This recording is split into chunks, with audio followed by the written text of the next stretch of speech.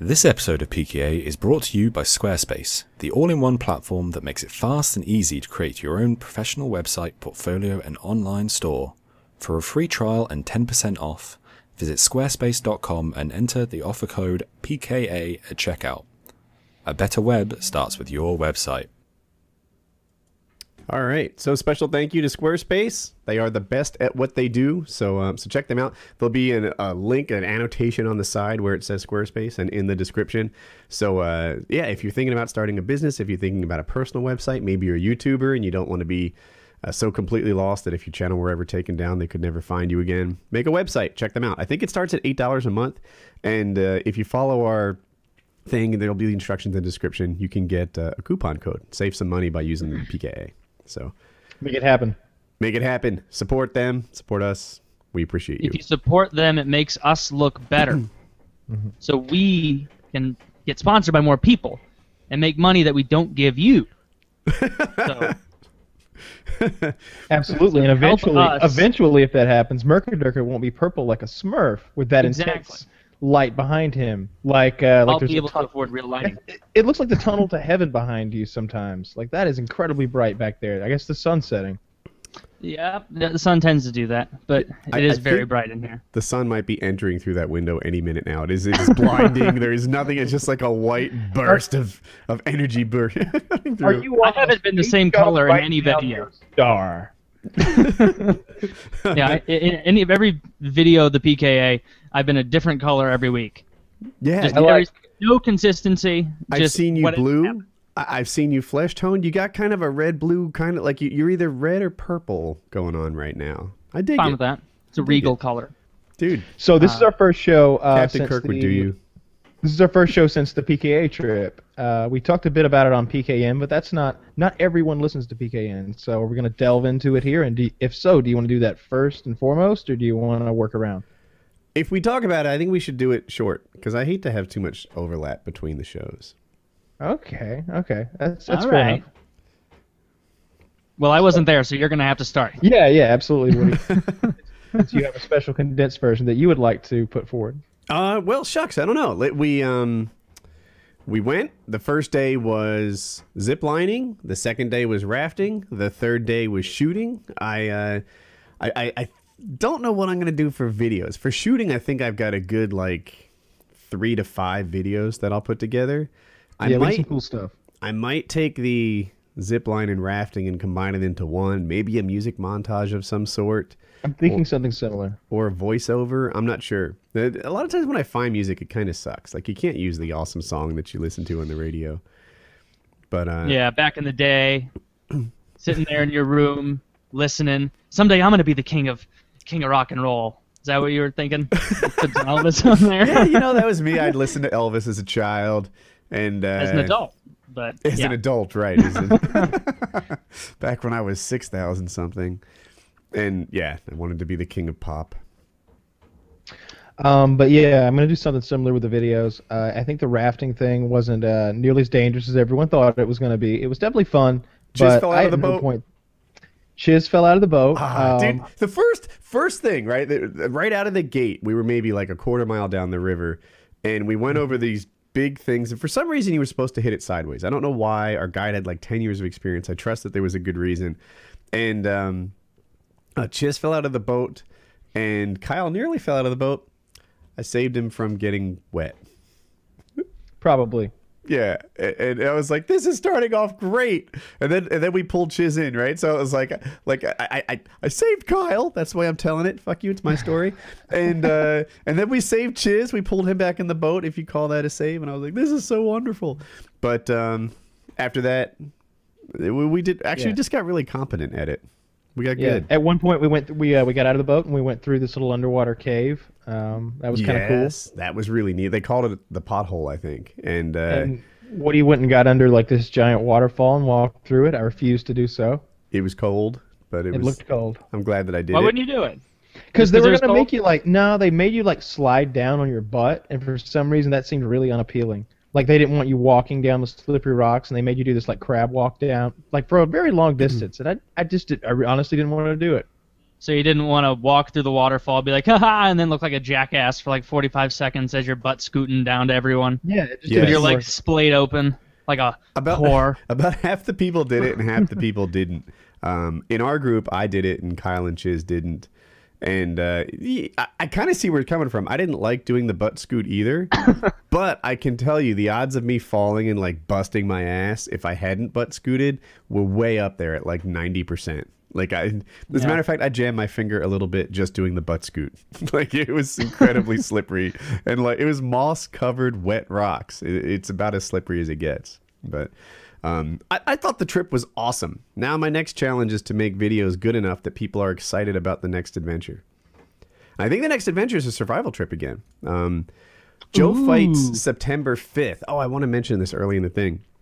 We're throwing out the idea. It's not a promise, but it's an idea that we might all watch the UFC event together. So Mirka and Kyle and I were checking our schedules and confirming, but the thought is that we'll just do kind of like the movie night thing I used to do a long time ago, except the three of us will have the UFC fights going in the background, and we'll just watch and commentate and do whatever while we watch UFC, and we'll live stream it. And you can hang out with us if you like. If you don't, then don't. But that's the thing we're talking about doing, just watching the UFC, watching Joe's fight as a group. Yep. Yeah, I think that would be fun. I think that would be pretty interesting. How many fights are there that night? Do we know? Like 5 maybe? I need to look it up. I bet it's less than that. I bet it's 4. But he's not the main event, is he? I need to check what the oh, here it is. No, so he's not the main event. Who's he fighting? There's 6 cards. And he's fighting a guy. His name is, I can't pronounce his name. Chesia? Michael Chesia? Chiesa? Chiesa. I don't know. Yeah, how to that pronounce one's his... it. That sounds right. That's it. Yeah. Here. Sounded ethnic. How do you when pronounce Kyle that? Michael Chiesa is how I would say that. That's not bad. I'm pretty sure that's Michael, but Mikiel I like as well. Yeah. Oh, Mickey Cheesy. He looks pretty badass. I'll show you guys a picture of Joe's opponent. I mean, clearly he's Joe's next victim, but this is what he looks like. Here, I'll link it to you guys too, and you can see Joe fights 3rd out of 6th. So I was wrong, but there it is. So we might watch this together as a group and live stream it, and you can hang out with us if that sort of thing appeals to you. Well, that's a hardcore beard that guy's got. Isn't it? Submission by beard pull. I'm calling it. Yeah, he's got a Leonidas beard. Wow. The Maverick. He's a real Sarah Palin in the fighting world. I don't think that's what he's going for. No, I wouldn't guess. He looks intense. This guy's 11-0. Joe's face kind of looks like he's smelling. Somebody just farted right next to him. Let's see his eyebrows kind of angled up a little bit. The guy's 11-1 for the record. Okay. It's not that good. No. So this is cool. It shows all their stats. Yeah, dude. Every Landed fight Joe, I've said this before. Every time Joe gets a fight, I'm nervous about it. If he's fighting some world beater, like he fought Anthony Pettis, I think, right before he got his title shot. That Pettis did, and that's like, you know, he's the champ now. And I was worried because he was so good. And then he'll fight other guys who don't have big names, and I worry because like the consequence of getting beat by one is really, you know, it's a bad thing. And it doesn't matter who he fights, the best, the worst, somewhere in the middle. I always have these, like, you know, concerns. But Man, what is absorbed? So absorbed punches per minute. Is that what that means? I don't know. So how many times you get fucking shit rocked in a minute? Because Joe is at 4.5, and the other guy's at 1.6. So Joe can take a bigger beating, I would assume. Which that's a good thing in fighting. I don't know what absorbed is. It sounds like what you're saying. I don't know. Significant strikes, so that would mean it. I can't believe they're both 155 pounds. Right? That's so much danger packed. Danger per pound is off the charts. So Joe walks around at about 170 to 172. He'll even touch 176 if he eats like a fat kid.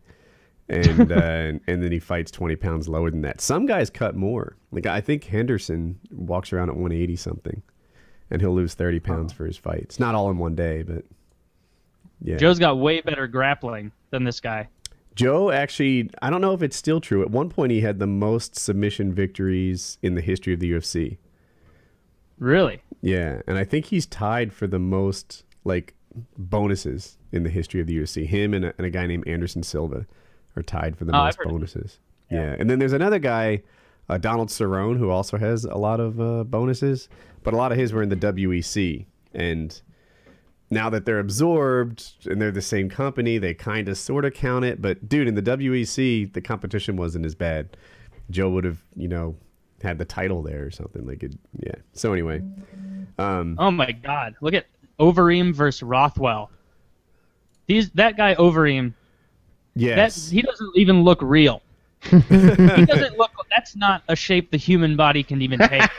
That's what is I see it. I see it. It's hilarious. He looks like an action figure that a kid would buy. Chiseled. You could tuck quarters in between his abs, and the other guy he's fighting has that elderly man, thin black hair stretching down his arms and legs, pale as a fucking something pale, and bald with a kind of pathetic beard. Not pathetic. I'm not going to say anything about this guy's pathetic, because he's won more times than he's lost, and he fights people like this behemoth. The Reem. What are the chances this guy's going to win against Overeem? Like, how could that? Like, it's probably zero, right? Like, everybody knows he's going to get just dominated. No, Overeem loses. Overeem actually has cut What time his Overeem muscle. fought a monster?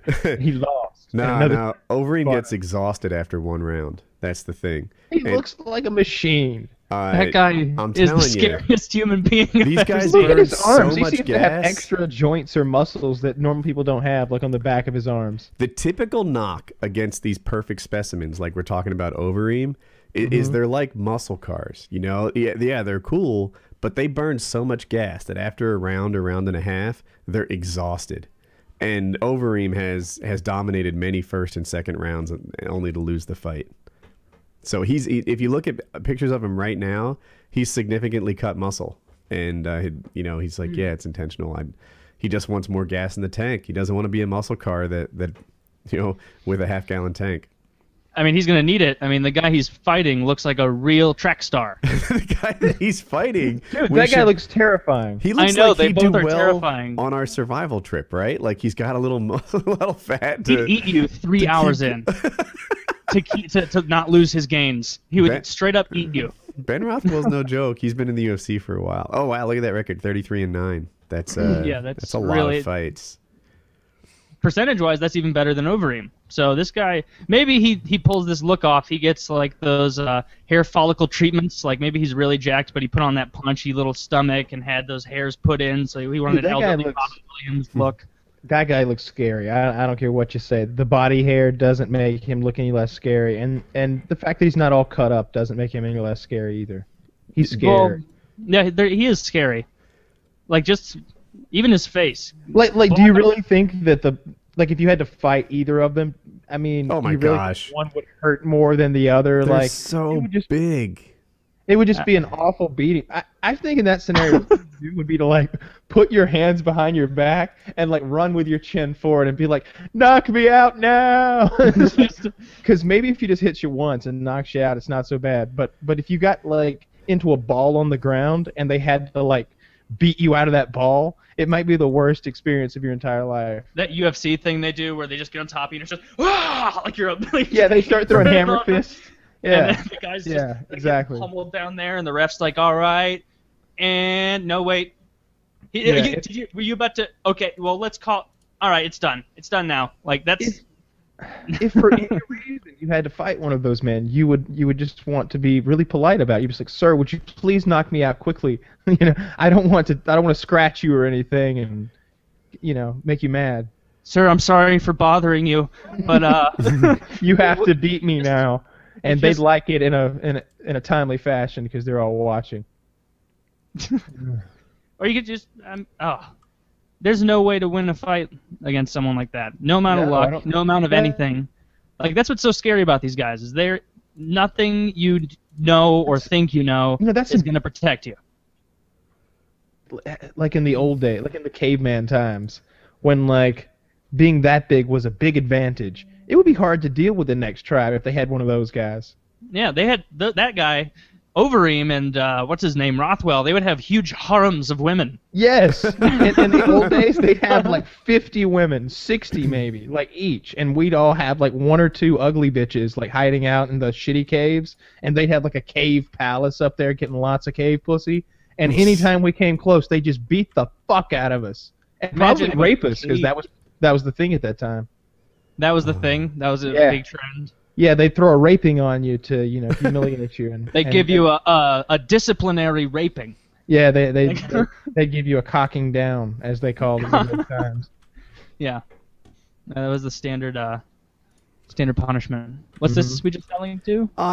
I'm trying to find it. That if you go to the women's fight there, so what they do on these posters is they make everyone the same height, regardless of their actual height. So the girls' fight is in the bottom left of the top 6. Where's the top 6? I don't see it. Let me see. What does that link take you to? It just goes to. Oh shucks! Regardless of. Yeah, I don't know. Are the women's fights any good? Yes, they're amazing. And that link, even though it's the one I have at the top of my screen, is not taking you to the right spot. Ronda Rousey is quite attractive. You know, a lot of people think she's like super mega attractive, and for a woman clearly who gets punched she's in the pretty face for a living. Totally. I feel like I'm, one of those neckbeards. It's like crooked thumbs wouldn't do. I don't understand though why people are so gaga about her. They act were hot for that lady with the happy trail on the rafting trip, and that's the manliest thing I've ever seen in my life. I stand by the happy trail thing. I'm not backing down one bit. Merca, can we see your happy trail? Can we see like what you've got going on? No. I just want to compare it to that woman. So that woman, I thought it was a post-op transsexual. It may have been. That chick with the happy trail had it going on. She had abs and like manly arms, like they were ripped up, like bulge in her yoga pants. I told her, I was like, "Come on, show us the arms." She showed us what I'm like, "Come on, show them." And she like pulls her sleeves up. She's like, "Bam!" And they were huge and ripped, like a man's arms. And but then we noticed later on when she was in a bikini, she had a happy trail, which is the hair that leads from your belly button to your pubic hair, and I found that to be disgusting. Not me. Yeah. All right, so what I just linked you to is the women fighters. If anyone was interested, you can compare Ronda Rousey's face to the rest of these trolls. All right, let's take a look at this. Trolls. No offense to anyone who would. In my opinion, please. I'm just. Some Wanda of you are looks a actually little prettier in this troll. picture than I think she normally does. Like she has kind of a fat face, Ronda Rousey. Now, when she weighs in, obviously she's really thin, but on a day-to-day basis, she's one of those people where the first pound she adds is in her cheeks. And lazy nicknames are an epidemic with the women fighters. My God. Alexis Dufresne, Sneaky Zebra, striking fear into the hearts of everyone. Jessica I is just evil. Just evil. That's it. Wow. Valerie something, Trouble, the Happy Warrior, Cheesecake. The only good one is Margaret Morgan, and she is really pale and has red hair, and hers is the Daywalker. Look I at think her that's good. chin. Here's a pretty Her one. jawline. That can take All right, a look punt. at Margaret Morgan's jawline. Oh, never mind. That seems mean now. I found a really pretty one. And she's pretty too. Wow. Huh. Poor women. Wow, they're... we don't go through the guys looking at who's hot and who's not. Yeah, we did. We made fun of that fat guy, that Ben I Rothwell guess. guy for like 10 Did you minutes. mention the Happy Warrior? Yeah, the Happy... The Dude, Queen she's of really Spades. nice. I know her. She is happy all the time. She is the sweetest fighter you'll ever meet. I don't know. Joe's pretty sweet. No, he's not. The Happy Warrior. he's She's even really smiling. not. She does look friendly. She's always friendly. She was our tour guide. She guided us around Tokyo and stuff. She is super, super sweet, Roxanne. Sadly, I don't see Ronda Rousey's in here. She's there. It looks. I mean, it has the red bantamweight holder thing over it. If you scroll down a bit, on the first page, she's like 4th from the bottom. So, yeah, I don't know. So we should watch Joe's fight together on the 5th. That'll be fun. That would be cool. That would be fun. How long has this female UFC been going? Well, shucks, I don't know the exact start date. Not a long time. I'm going to throw out like a year in the UFC. For the longest time, dude, the women's fights brought it. Like sometimes when the guys get going, it's a bit of a stalemate, and it can be kind of what they call a wrestle fuck, where like they're not really hitting or doing damage. They're just so focused on control, and it can get a little dull to watch. But the women don't do that. They just it's like it's in their contract to just take the insanity pills right before their fight, and they rock it all night. They're very. If you want to watch a fight, the women's fights are entertaining 90% of the time. So they're yeah. I'll have to check them out. Find a good. I've only YouTube. seen a couple of them, but both of them were cool fights. They were fun to watch. Yeah, dude, I've seen a lot of them. They're insane. And then yeah, just like we're being assholes right now, they come out and I judge their outfits.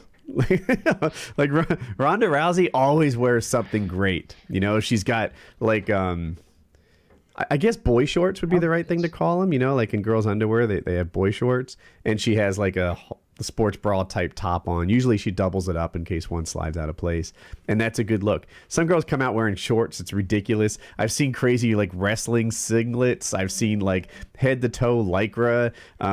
Some of them are practically wearing like sweatpants and hoodies or something. Like it's the women hoodies? Some of them wear skirts with like shorts underneath it, and that looks ridiculous. Hoodies, I'm exaggerating, but they do have like big, long, like baggy things, like almost like t-shirts in there. And it's like, dude, you made fight weight yesterday. How can you be body conscious? You're at your maximum hotness until you get punched in the face. But like right now, you look fantastic. Throw on the bikini, get to fighting.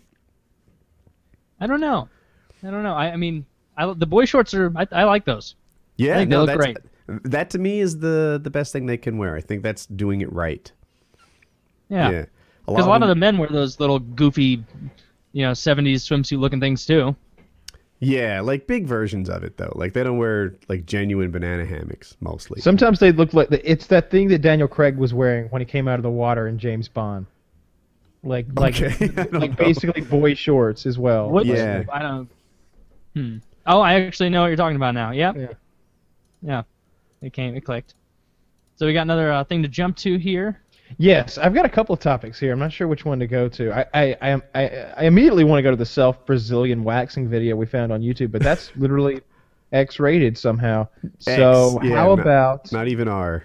How about what I like to think of as like a combination of the water challenge or the ice water challenge and the fire challenge? I like this topic. All right, so I'm going to link you up. This video is excellent. So this guy is doing the ice water challenge, ice bucket challenge, whatever it's called, and the fire challenge. And it doesn't go as planned. Goes a little askew.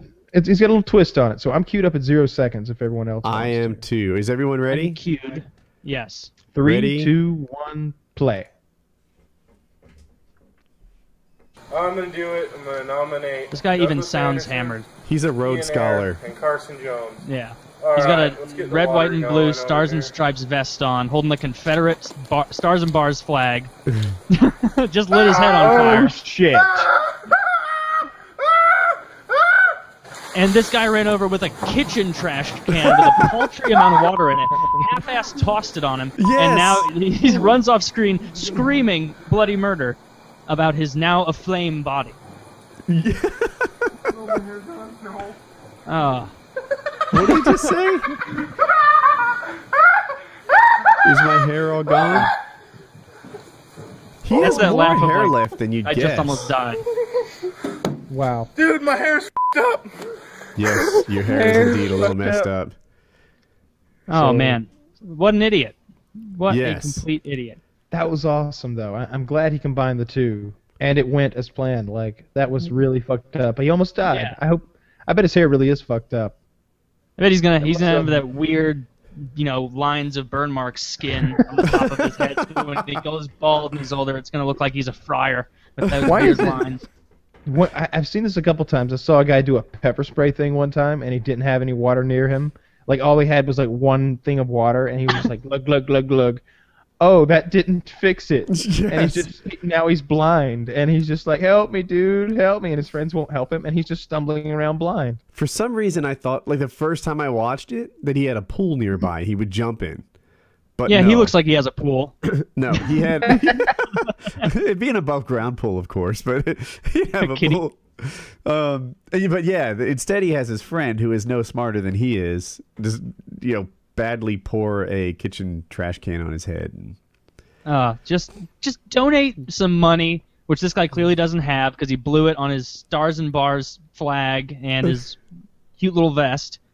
Just donate money to a cause you want. You don't have to make a scene. You don't have to dump ice on yourself. I think he wanted to make a scene, though. I think he did as well. But he had to know this would go terribly wrong because nobody would do this and be like, it's just going to go swimmingly and people are going to love it. They're going to love the success. Well, the last time we did it, it went fine. It went fine last time. So the ALS has raised 148 million, and then I don't know this. Is that a pound or a euro symbol? I feel like I should know better. I'm not looking at it. Does it look like an E? Yes, it looks like an E. It's a euro. Yep. So 48 million euros is roughly $48 million. I know it's close. As opposed to pounds, where it would be like $100 million or something like that. Yeah. I'll look it up. The euro symbol. No, it might be the pound. A pound. Well, then that's a lot of money. It is definitely the pound symbol. I've looked it up. Do you think most of the people that donated are actually the people dumping ice on themselves, or the people donating are good people who are going to donate anyway, and the people dumping ice on themselves are like, here's a chance to cash in, and just be like, everybody look at me for a few minutes, and then... Well, I think it raised awareness, though, so, the silly people dumping ice on themselves maybe got the word. Everybody knows about ALS. We need to increase awareness for things like breast cancer. That's the priority. Dude, ALS we need to start our own trend, right? Like, ALS raised $48 million, right? And that's cool. We need like a kiss your partner's boob on camera. Dude, Wings started this ice bucket thing months ago. You remember that, right? I saw months ago. It mentioned nothing about ALS or nominating other people. It was just it was just with the my ice shirt bucket off. challenge. Yeah, he just did the ice bucket challenge. It had nothing to do with the charity, but he did it like a year ago. Yeah, I think the deal then was like he challenged you and you had a day to do it, or you either had I think maybe you had to donate money or do it. I think maybe that's what it was. Really? So he was that far ahead of the curve. Maybe you owed him the money though. I don't remember, but I remember he challenged Boogie, and then I don't think Boogie ever did it. Oh. But these water pouring videos are so easy. Like boring. They're not boring when things go terribly wrong, like this idiot, or when they do something extreme enough. But it's the rice combo to go super viral. There's the Harlem Shake.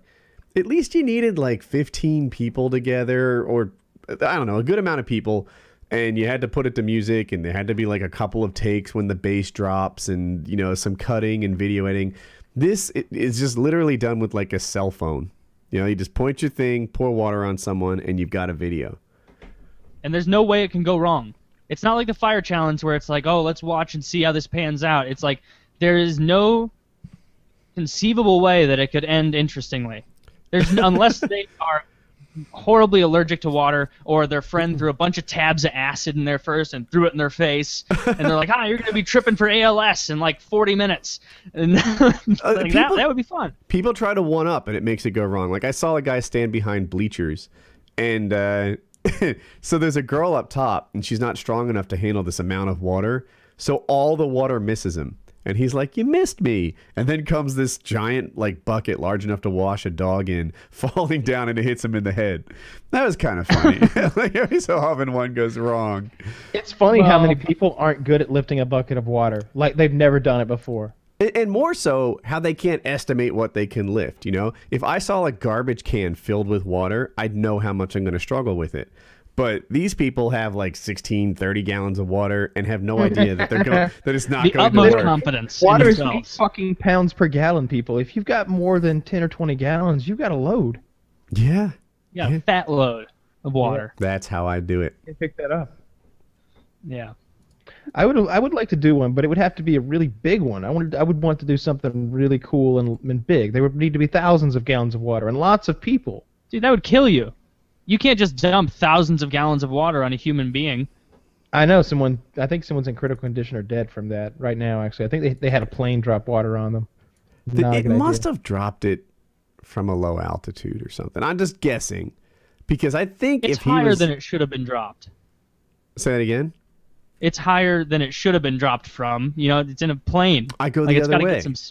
I think they should... If they dropped it I'll exaggerate and say like 300 feet. If they dropped it from that distance, at the bottom you'd have something resembling rain, I suspect. Oh, that is true. So if they dropped it a little higher, you get a little like a harsh spray. But I Right. bet they were like doing a low flyby, so basically just a big brick of water just slammed. Yeah. That's what I'm thinking. All right, so here I'll read you the article. A Belgian man was seriously injured after having nearly 400 gallons of water dumped on him by a firefighting plane as part of a catastrophically unsuccessful ice bucket challenge. Photographer Bruno Broken, 51 years old, was flown to the hospital in critical condition after the airplane opened the hatch, dropping 400 gallons of water from a height of 22 feet at an aerodrome near Genova in northeastern Spain. They had arranged to do it as part of the Ice Bucket Challenge, a craze, blah, blah, blah. The pilot flew a firefighting plane, the kind used to put out forest fires, and dumped the load onto his friend. They obviously miscalculated how much water it was. Mr. Broken, who is also a full-time skydiver with over 15,000 jumps to his name, was recovering in Genova's Joseph Trumpton Hospital after luckily not sustaining internal injuries. Let's see. Yeah, I think that's it. So what was the injury? It says critical Initially? condition. Critical condition. I don't know. No clue. I guess he broke some It's gotta be bones. pretty bad. You know, 400 pounds of water, or 400 gallons, right? So that's 2,800 pounds of water. 3,200. 3,200. How much is it? Eight, 8 pounds per 8. gallon. Huh. That's more than I would think. Salt It's one of those water's facts heavier. that you just don't realize you don't know until you know it. Salt you know? water's 8.8 pounds. Just throwing it out there. Ex-fish Yeah. nerd here. How much does it These weigh are- in the dead? But how much does it weigh in the Dead Sea? I don't know. I would guess over 9, but I'm just guessing. Mm-hmm. Do you guys need a whole new topic? Sure. All right. Yes. Guy doesn't understand strip clubs, calls 911 after dancer refuses to have sex with him. A 53-year-old Montana man was having a doozy of a night at Sagebrush Sam's Exotic Dance Club, which sounds like an impressive establishment. After Top-notch. dropping $350 for a private dance, William McDaniel had his engine all revved up and expected to have sex as well. That's when the dancer informed him that sex does not fall under her job description. No sex in the champagne room. The lap dance was supposed to last several songs, but when McDaniel became sexually aggressive towards the stripper, she stopped the dance short.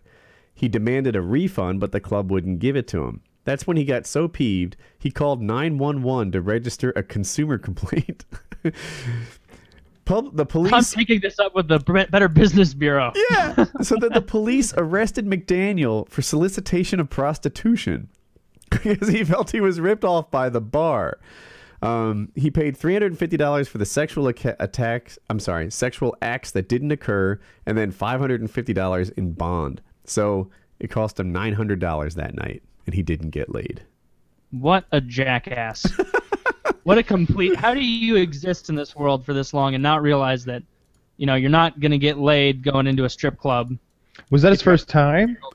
He's a 53-year-old Montana man. I can only picture how unworldly this guy is. Unworldly. Like, he must not get out at all. Or maybe maybe the real story was that she had agreed to have sex with him, and he gave her like $200, and then she was like, "No, that was for lap dances," and then he called the cops. Which Yeah, is that could be still, true. Which is still absurd, but it would explain why he called the cops, which is insane. Yeah. I paid this lady for sex, and she has yet to deliver. Mhm. And I want 3 officers here, post haste. Like, what the? It's ridiculous. And then he got busted for soliciting prostitution, which is awesome. Yeah. No. I like how you say Montana man, like that's a thing people know about. Oh, just one of those Montana men. For some reason, 53-year-old Montana man. Oh, we have a picture of him. I bet Here. he's clean shaven. He is clean shaven, Okay. actually. This is not what I expected.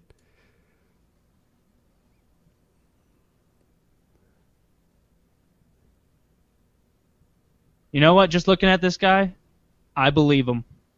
You know? No, He this complained guy the looks club creepy was as dirty shit. and smells like vomit and needed a complete makeover.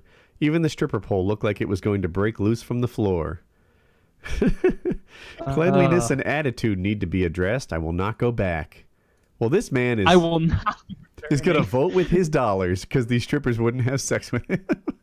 He was rating Yelp that night and Angie's List. Like, I would not be happy about my experience at Big Joe's Boob Shack or whatever the fuck name you said it was. Sagebrush Sam's Exotic Dance Club. Exotic. Is that where you work? Everyone wants to know. This is Yep. Merca's profession. We finally figured it out. Mm-hmm. Big Joe's Pussy Shack. He's a DJ. So this guy, he just had to pay money? I thought you'd actually like go to jail for soliciting prostitutes. Well, the $550 was his bond, so I don't know. I mean, if it's his first offense, I imagine he gets off free. You know what I want to talk about? Somehow first offense has reminded me of White Boy and then swatting. Did you see Kutra got swatted? Did anyone follow that? Yes. Ah. Yeah, that sucks. I don't know Kutra very well. I don't know Kutra at all. But by all reports, he's a really nice guy. And I played Call of Duty with him years and years ago. And Did he you? Probably doesn't even remember. Yeah. And so I watched the video a couple of times. Basically, he's live streaming, and he can hear the police like clearing the other rooms. And I think off camera in other rooms, they were like telling other people to get down and stuff, like, you know, hands behind your back. And he's like, uh-oh. We're getting swatted. Yeah, he's like, they're here. They're clearing rooms. And I think that's what he said. They're clearing rooms. And then the police come into his room, and they were a little too aggressive. I don't know. Yeah. No, he put his boot on his head. Yeah, What? right? Yeah, he's got his boot on his head and AR-15s pointed at him, and you can see like one of the officers is like, "Dude, he goes, don't you move, boy!" And he's like got a gun pointed at him and a boot on his head, and the other officer's like, "Whoa, Dave!" and like lifts Dave's foot like off of Kutra's head. They were being ridiculous. Yes, yeah, Cocksuckers. dude. He's clearly a kid. Like Yeah, I don't know he's how not old that Kutra young. He's is, in but his he 20s, he's right? He's a young guy. He's like But 20. Like age He's aside, wearing 20-year-old is jeans and a t-shirt, and they're tight enough that you can tell he's not armed. He's clearly playing a goddamn video game, Right. like sitting at a keyboard. Like he's not up to. This isn't a mastermind behind anything. This isn't a terrorist. This isn't anybody with a bomb or a weapon. He's playing video games, and they should have immediately been like, "Whoa, whoa, whoa! Looks like we got a video game console here and a young nerdy guy. Hang on, we may have made a mistake." Instead, they like continue with procedure and like boots to the head and Yeah, you know, it's guns frustrating to the me. head. At this point, our militarized police are still completely incompetent at exercising any kind of judgment in a situation like this. And Yeah. at this stage, like, all right, back when like I was first getting swatted, swatting wasn't like a widely known thing. Like it had happened to a couple real celebrities like Ashton Kutcher and stuff. But I can get how not every SWAT team in every little town understood what was going on. It's 2014 at this point. Everyone's been swatted. I'm bored of the topic by now. And these police still have no idea that there's pranks being played on them. They see a guy live streaming a video game or some sort of minor league, you know, Z-list celeb or something, and they're like, you know, they have just no concept that they're being used as a hoax. And what's happened is they've militarized all the police, right? You know, now they're not police departments anymore. They're tiny little armies. And then, inadvertently, they've militarized the internet trolls. So now internet trolls literally can send like 6 to 12 armed soldiers anywhere they fucking want. And these stupid soldiers have no clue that they are pawns in a 16-year-old pimply-faced little UK kid's game. And there's these grown men playing dress up with their M16s or AR-15s and full bulletproof vest and jack boots with steel toes and whatever bullshit they have, knives on their fucking bandolier vests, and they're playing all necessary because Kutra's fucking dangerous. And yeah, you seen Kutra? He was playing Counter-Strike, dude. He was playing Counter-Strike. The terrorists won.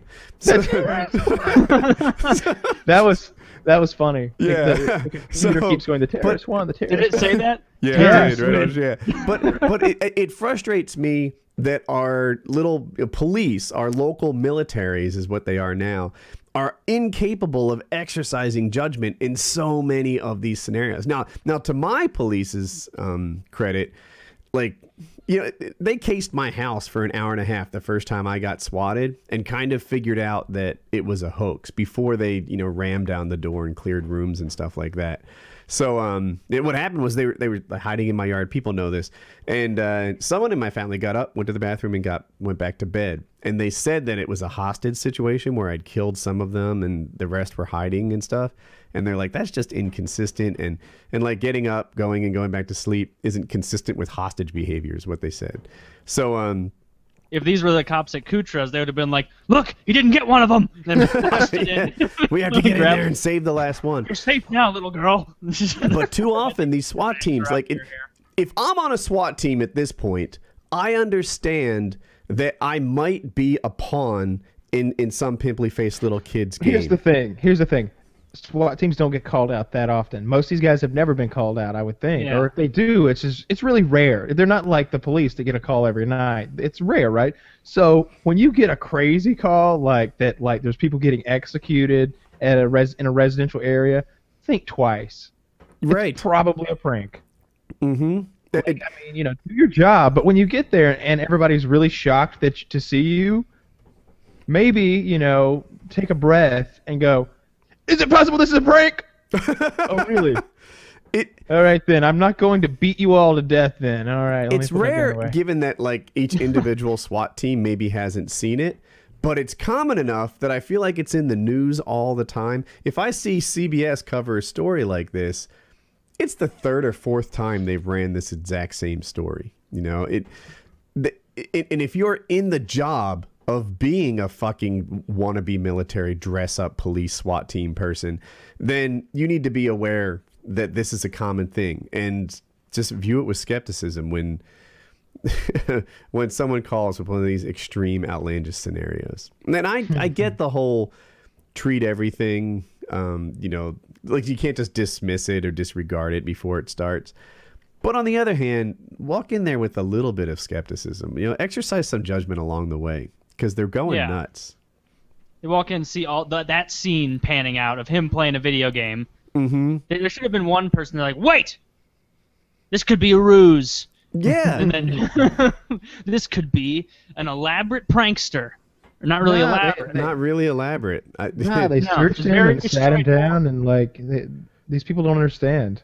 I saw another one today and the guy's trying to explain it to the cop and it seems like someone donated to him on his stream, and so it shows their username when they donate, and their username was F the police. That's an or older F one. the cops or something like that. Yeah. So he donates $1 and it says F the cops, and the cop's like, what's this? That was an interesting one because who is Cops Are Fags 69? Are you friends with him?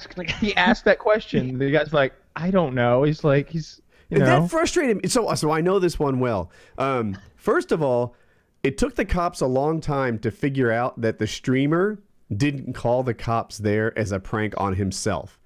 And again, if you're on a SWAT team, my expectation is that you're aware of this prank. You know, you can't be that stupid that you think everything's real and you don't know that you're commonly used as a pawn in these online hoaxes. Got to be smarter. But I was headed somewhere with this. It took him a while to figure out that the streamer wasn't running the prank on himself. But later in that video, the guy who was running the prank, he was live streaming himself running the prank. So people linked it in the chat on his live stream, and they're there watching themselves get pranked. And I thought that was interesting. Why would you live stream that you called the police for a fake report?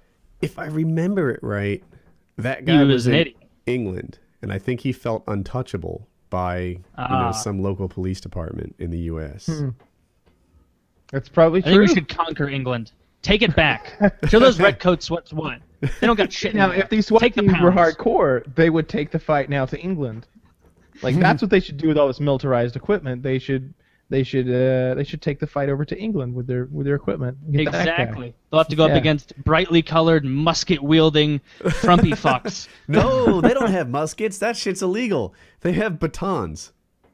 I'll give you a right zap if you don't get back in line. Like, what else are they gonna do? I will scold you again, sir. Like, and then it will be a formal reprimand. My understanding is that permanent report. Yeah. maybe someone from England can chime in, but so your cops don't have guns or anything, but they have a radio, and don't they bring in like serious badasses at a moment's notice? Like they're like U.S. firemen, where they're just there all the time, itching for something to do, and they make a call, and all of a sudden they've got all the support they could dream of. I think that's how it works. I think that's how it works too. Yeah, that's literally like the fire department getting called, showing up at the right address. Like, it's not on fire, are you sure?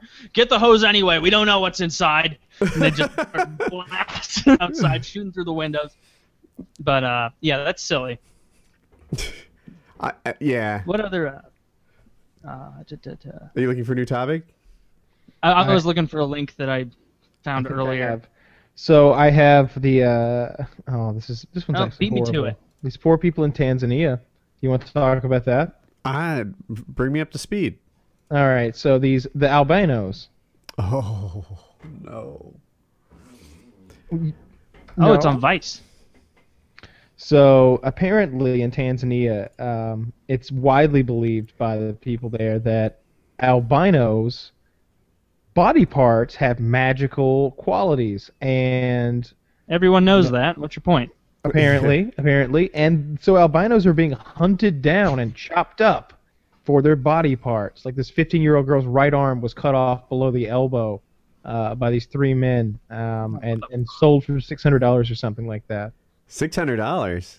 Yeah, that's not bad. I wonder where I can get my lucky albino's foot. Oh, jeez.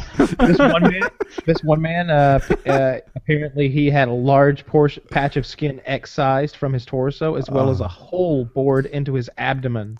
Dude, we could oh my god. We could perhaps sell some Dr. Chiz skin. Dude, Dr. Chiz's skin has some magical properties, according to this. Dr. Chin's skin wallets. Dr. New Chiz bestseller on the PKA store. Much whiter than people would generally know. That dude is pale skinned. Yes, he is. I've only seen him on video when he's sitting in like what looks to be a pitch black cave. Yeah, in black and white, right? Yeah, in all black. Which don't know. Whatever. That you look, go for it. Let me just double check. Yeah, there's nothing private here. This is the best picture I have. Oh, it's so blown out. Yeah, I tried to do the same earlier. Oh, that worked. There we go. Just make you wonder what year it is that a pair of men attacked a 35-year-old woman and her husband, killed the husband, and lopped off the woman's arm to sell. What? How is this occurring the same time we're making a podcast on the internet? Like, you know, like how is the world this wildly disparate? In like one country killing and eating albino, I assume they're eating them, leaner than the dark meat, and this country we're just do whatever you want. I assume they're eating them because there's a lot of great recipes. Because it's like albino people probably have it hard enough anyway. I've never really met like personally an albino person, but it's probably rough enough already. But You've they're African albinos, so Yeah. the intense sun and like the lack of sunscreen. Yeah, this is a rough reality anyway. You don't need some hoodlums coming up and down your street with a machete looking for limbs to sell to another idiot that's gonna probably like grind it up and sprinkle it all over himself before he gets busy. Like, this is. So are there just way more albino people there? Like, is that a? I imagine not. I think wait. they just really stand out. Wait, Have you ever actually- seen an albino? In many parts no, of this is- Africa, this is right. albinism happens at a higher rate than the rest of the world. 1 in 1,400 people have the disorder. Globally, the rate is 1 That in is- 20,000. Yeah. So like, Have you ever seen an albino way chick? more popular. An Albino what? chicken? An albino chick naked. No. I don't know, dude. Link I've seen me? so many things. I guess I could start looking. Let's see here. Oh, that won't be difficult. There's some fetish page out there with it. Oh my God. Albinos are sexy. Told you. Oh, Link but, me. So far, none of these girls are naked, but I'd be happy to link you to what I did find.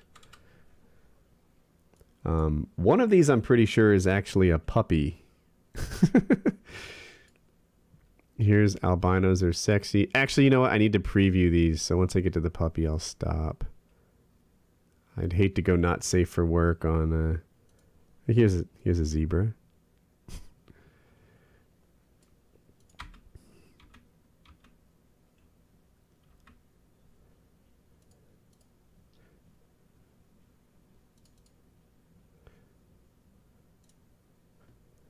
Oh, if you do a Google image search on naked albino, it doesn't take long.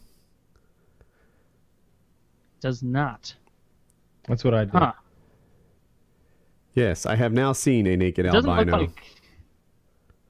Doesn't look like these two kids in the picture have red eyes. I thought that albino people all had red eyes. I think they do. Don't they have Or orange blue maybe, or eyes? yellow, something like that. No, it's not blue. I don't think. My albino facts are so off. I don't know. No idea. I'm just making stuff up and bouncing it off you guys, and if it's right, I'm taking credit, and if it's wrong, I'm learning. So there we go. So what? I mean, given that you're going to buy albino parts, what would you get? I wouldn't. I Well, I don't guess know. it What do you depends on the think is the magical most bang for your buck? properties. Yeah, well, it depends on the magical properties. Like, let's just. That's what we should do instead. Let's make a game where we assign magical properties to albino body parts. I would And choose whatever the perhaps kid needed prices. least. I'd Because collect that's- albino appendixes. Oh, Like, goodness. what part of an albino cures ALS? I don't. The liver. I wonder. like it. Like, I'm thinking albino brains give you psychic powers. Ooh. Yeah, what about that- telekinesis? Yeah, you become like Magneto That's in power. Mm-hmm. But he can only Albinos their feet would eyes, you bring can good see luck. through walls. Albino feet could bring good luck. Do Do you need the albino- whole foot though? Because then you're going with a baby foot, No, and baby albinos. that would be are fine. unruly. They hide them. Maybe like an albino toe. Albino toe, just one toe. A You don't little want piece to overdo of it. albino tactful, calf. Tactful toe. A little piece of albino calf could give you like swiftness in a video game, right? If you eat Ooh. it or something. Swiftness. Mm-hmm. Oh, man, this is so sad. Like, this is there's no. I meant like the fact that Got there are any people out there albino like, what do you mean? It's the tradition. Like, like, oh, it's just crazy that there are. What could you people do who, with like, how could there albino even be two ears? sides to this? Maybe albino ears. You know, you grind them up, add them to like vinegar, and like put them in your own ears to make you hear better. I like it. I you like want it. to put vinegar or white vinegar? I don't know. Because vinegar's okay to pour in your ears. I was just asking. Yeah. I didn't know if vinegar had hearing properties when does. mixed with albino flesh. Well, you know, if you got an earache, Uh, you eat some vinegar in there. A little vinegar, a little alcohol. A little bit of vinegar and albino flesh. Never hurt anyone except for the albino.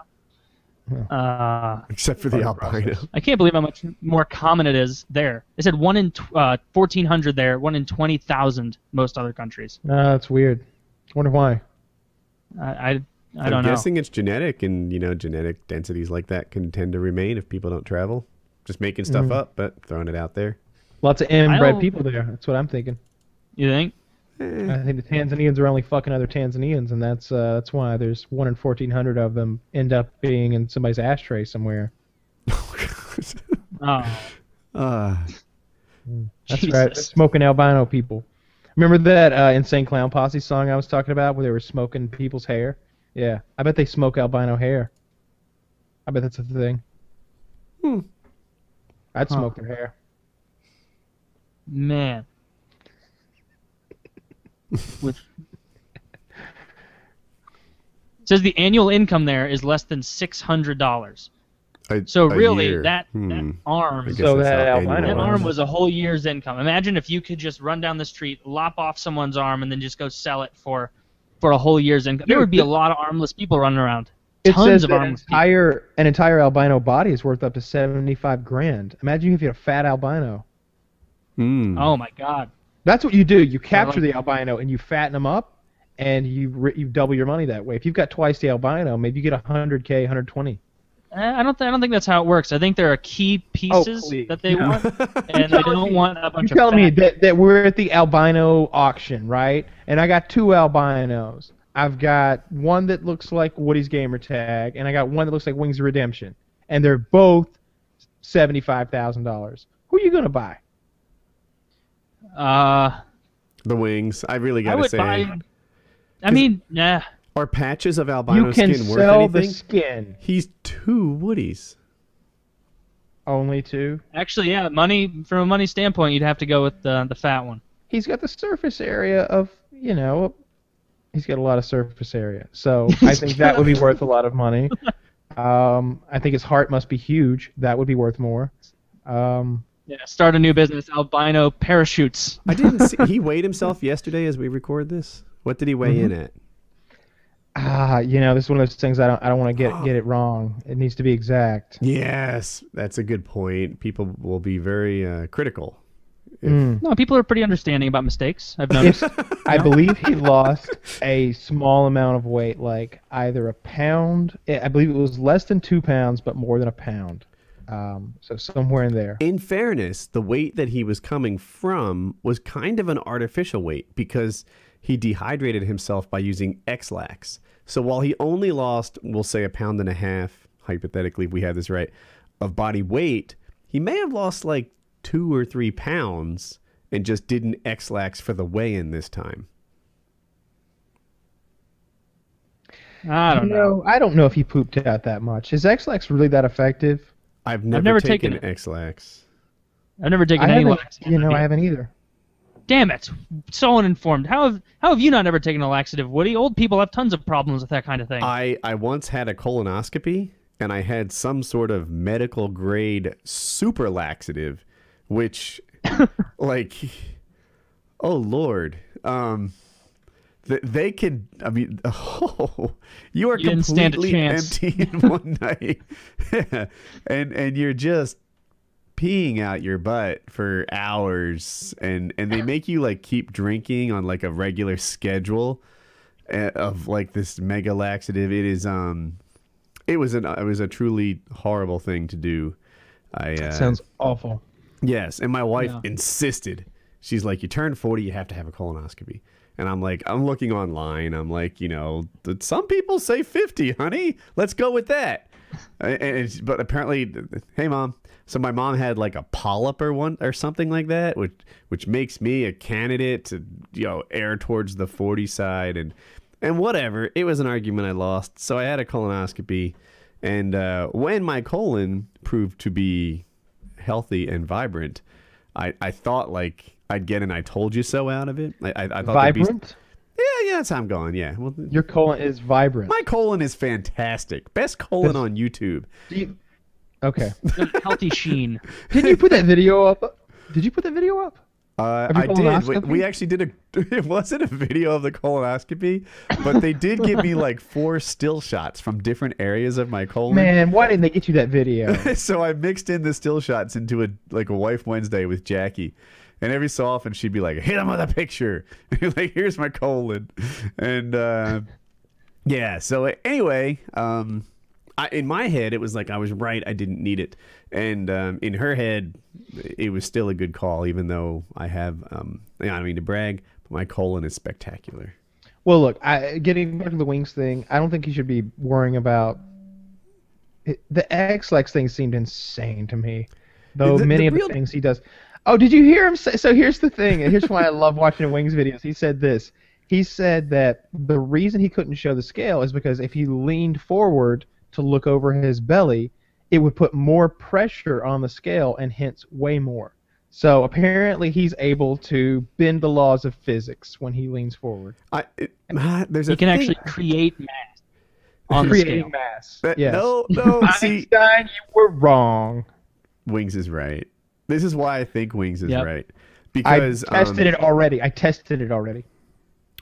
I stood on my scale normally. You looked down at the scale? And I tested my scale normally, and then I tested my scale when I just balanced on my heels at the very front edge of my scale. Those scales have 4 to 6 sensors on the bottom, and if there's no weight on the back, there's just more weight on the front, and it averages them out, and it comes up with, I weighed 185.2 like normally and 185.2 regularly.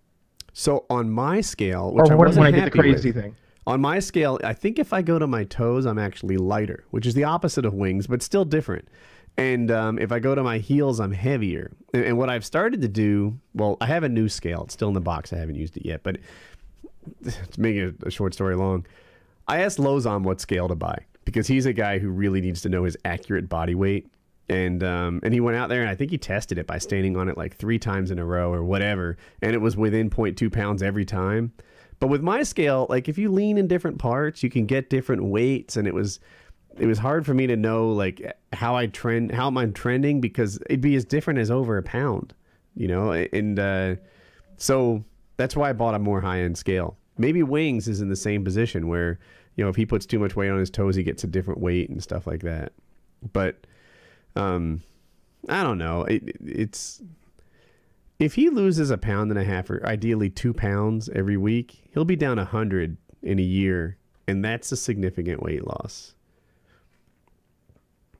Yeah, it is. The challenge is that going from 410 to 408 is easier than going from 310 to 308. So he kind of needs to. Still pretty easy. He needs to ramp up his level of effort throughout the year if he wants to lose 100, because the same level of effort won't give him the same result.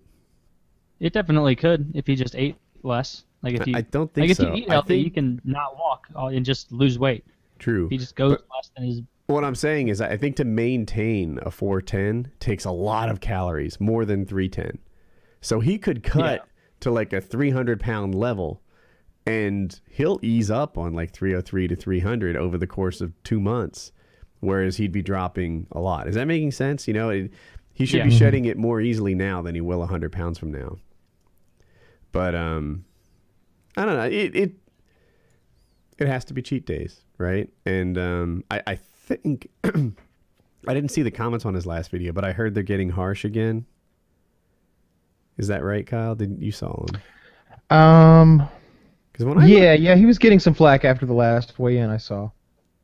Yeah, after the second weigh-in, he was getting some flack, yeah. Well, all he needs to do is succeed. You know, if he stops cheating, he'll silence all the haters, and there'll be nothing but love and encouragement. That is true. If he keeps weighing in, he's gonna succeed. If he just keeps weighing in, he won't let himself fail if he has to face that every week. So he's gonna stick to it. You know, it's just about weighing yourself every week. Yeah, I agree. So he lost 1.5 this week. If he loses, 2 next week, and just keeps doing that, once he enters the 300-pound club, which isn't that far, he'll find some success. He just needs to stop cheating. Yeah, I was gonna say 1.5 pounds a week or whatever it was. That's nothing, but I mean, at least it's a documented bit of progress. It's shown that something's working, and he's trending in the right direction at least. So that's good. But I also think we've driven the Wings weight loss walking thing into the ground. Yeah. Oh, I actually found an excellent link earlier about the worst dressed people at the Emmys. Oh goodness. Well, please share. Okay, let me go ahead. This link has made you gay. Or and there are effeminate. just some doozies in here. Let me tell you what. Link. All right, I'm linking it. Right meow. All right, There you go. I have the link. And be sure to pause it because there is a grating, terrible video about to start that isn't relevant. All And right. this heavy chick gonna have to sitting here on bang through some- HuffPost or whatever is gonna judge all these celebrities on what they're wearing. Fantastic. All right. Yes, that's our job. Okay. Yes. Exactly. So we have Lena Dunham. I don't know her. I don't either. She's but wearing GM. just based on it, she looks almost albino. Her arm could be valuable. I take the one with the tat. It's got character. Oh That's my pretty God. hideous. Yeah, that's awful. She's So wearing. what would you say? What occasion would that be good for? That's a celebrating your menstrual cycle dress because it goes from white on the top to just dark beet red on the bottom, celebrating womanhood and fertility, all those things. And it's oh god, that's just bad in her hair. Looks like it's like an early Nancy Grace-esque haircut. It's got the whole package here. You got a bold tattoo, a bad dress, a bad haircut, just an attention-seeking look, but like a counterculture, like don't pay attention to me, but really do, like kind of Yes. look. Are there you a know? lot of these? I'm hoping there's more. I would think so. Laura right. Prepon in Gustavo Cadillo. Ooh, she's wearing a all that. 1980s prom dress. Yeah, and she's from she is Donna from that 70s show. Yeah. But wait, she's Yes. also the Piper's love interest in Orange is the New Black. Still haven't watched that. Well, But yeah, I don't really understand what's totally bad about her. She's wearing a green dress with a strap over her right shoulder. Looks and a pretty little awful to fold me. Down it. I don't and really then like the half collar thing she's got going on. Yeah, it looks like they couldn't finish making the dress, and they were just like, "Take it." Yeah. Fuck! You mean it's today? And so they just gave her that. Well, is she holding her phone? Is that a big Galaxy phone or is that I a picture purse? it as a think it's small a purse.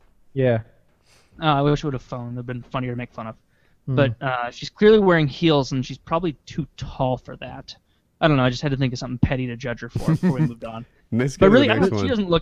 she doesn't look half as bad as tampon dress on the top. So she's No. winning so far. This red Kaylee- dress is hot. I got no Yeah, problem I with gotta it. say, well, What?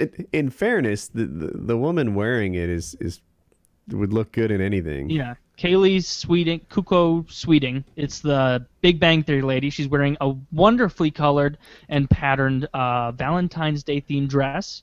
That's got some layers going down, and it goes into kind of from solid at the top down to a nice lace look at the bottom, so you can get a little glimpse of her cute little feet there and her heels.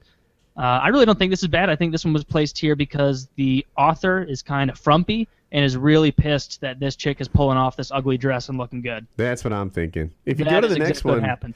so this gentleman's wearing a blue dress. Oh, that's mean. Oh my god.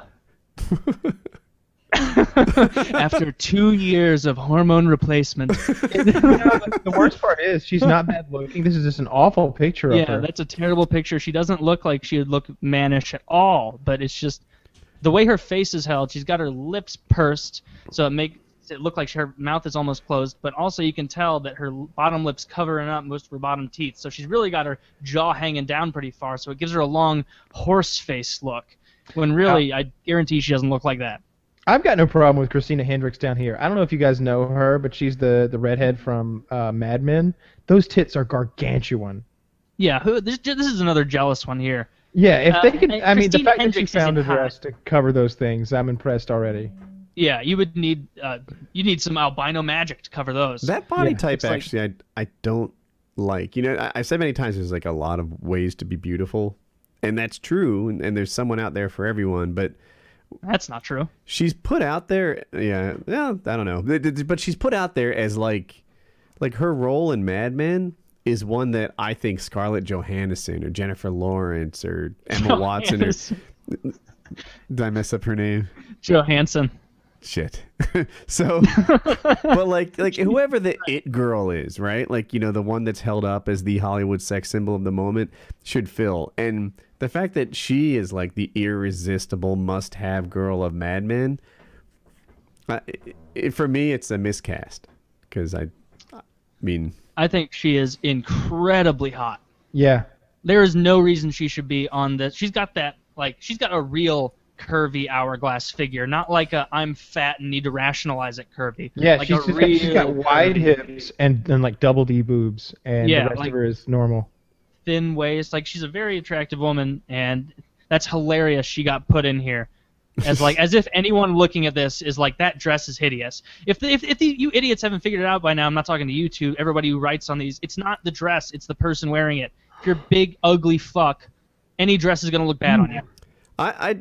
I disagree. Sometimes it is the dress, and sometimes I see women who are big. Usually they're not young anymore, and you forgive them, you know. And it's like, you know what? Them. Yeah, because if I see like a woman who's 50 and she's not looking like Emma Watson, well, yeah, you know, she's not gonna. You let don't her go. hold them to that. Yeah, just like when I'm your age, if I won't judge people for me not being able to walk on my own anymore, or feed myself, bathe. Like, those are all the things that people won't judge me for, just like you. But yeah, so Christina Hendricks shouldn't be on this list. Sarah Paulson, I don't know what. I think she kind of belongs on this list. Yeah, okay. Okay, she's actually kind of attractive, and she looks awful. So that whole thing I said 90 seconds ago is 100% wrong.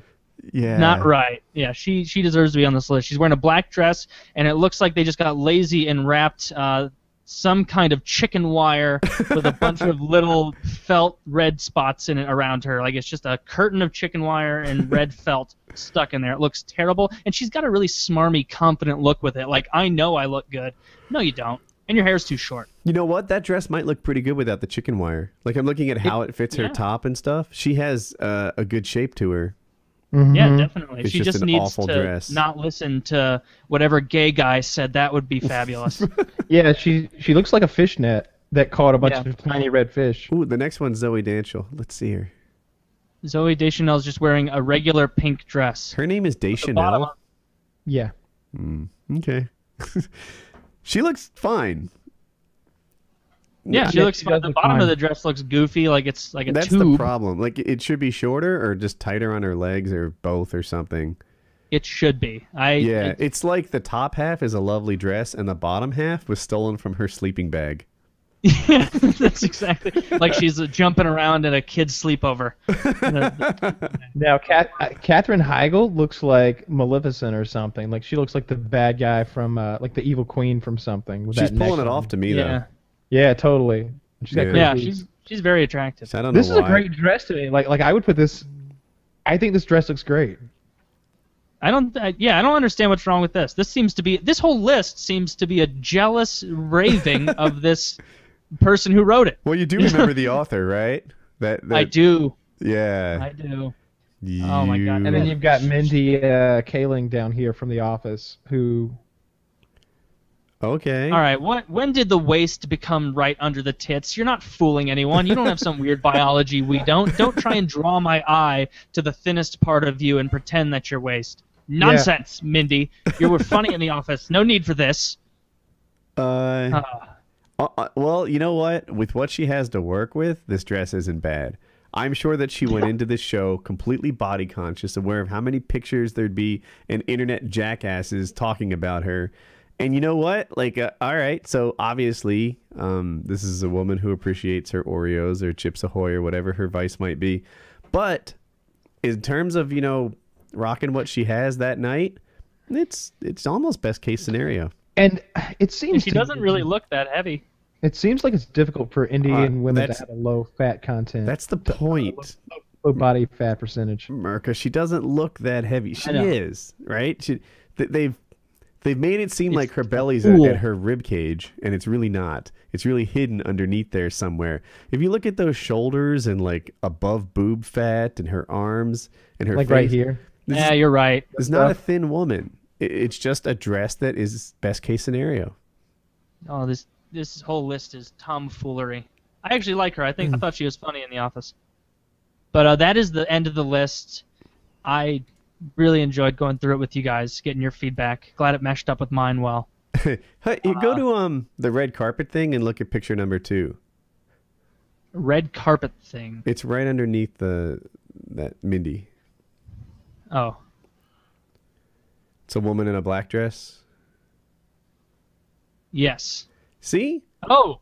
Best case scenario again. It looks like 3 women smuggled into a dress. Like, all right, so her boobs are the size of human heads, you know, and her belly like is you good. specified human heads. I have a couple in the fridge over here. But that elastic thing gives like the illusion of some sort of like trimmer belly because it's compared to her boobs. And you know, look, again, she probably went there completely self-conscious, knowing that internet jackasses were going to be talking about her. And you know, she was right. She looks nice, and she looks as look nice as she's going to. Yep. That's true. She doesn't look bad for what she's rocking. Like, she looks presentable and good. Go to picture 5. For that. Yeah, picture 5.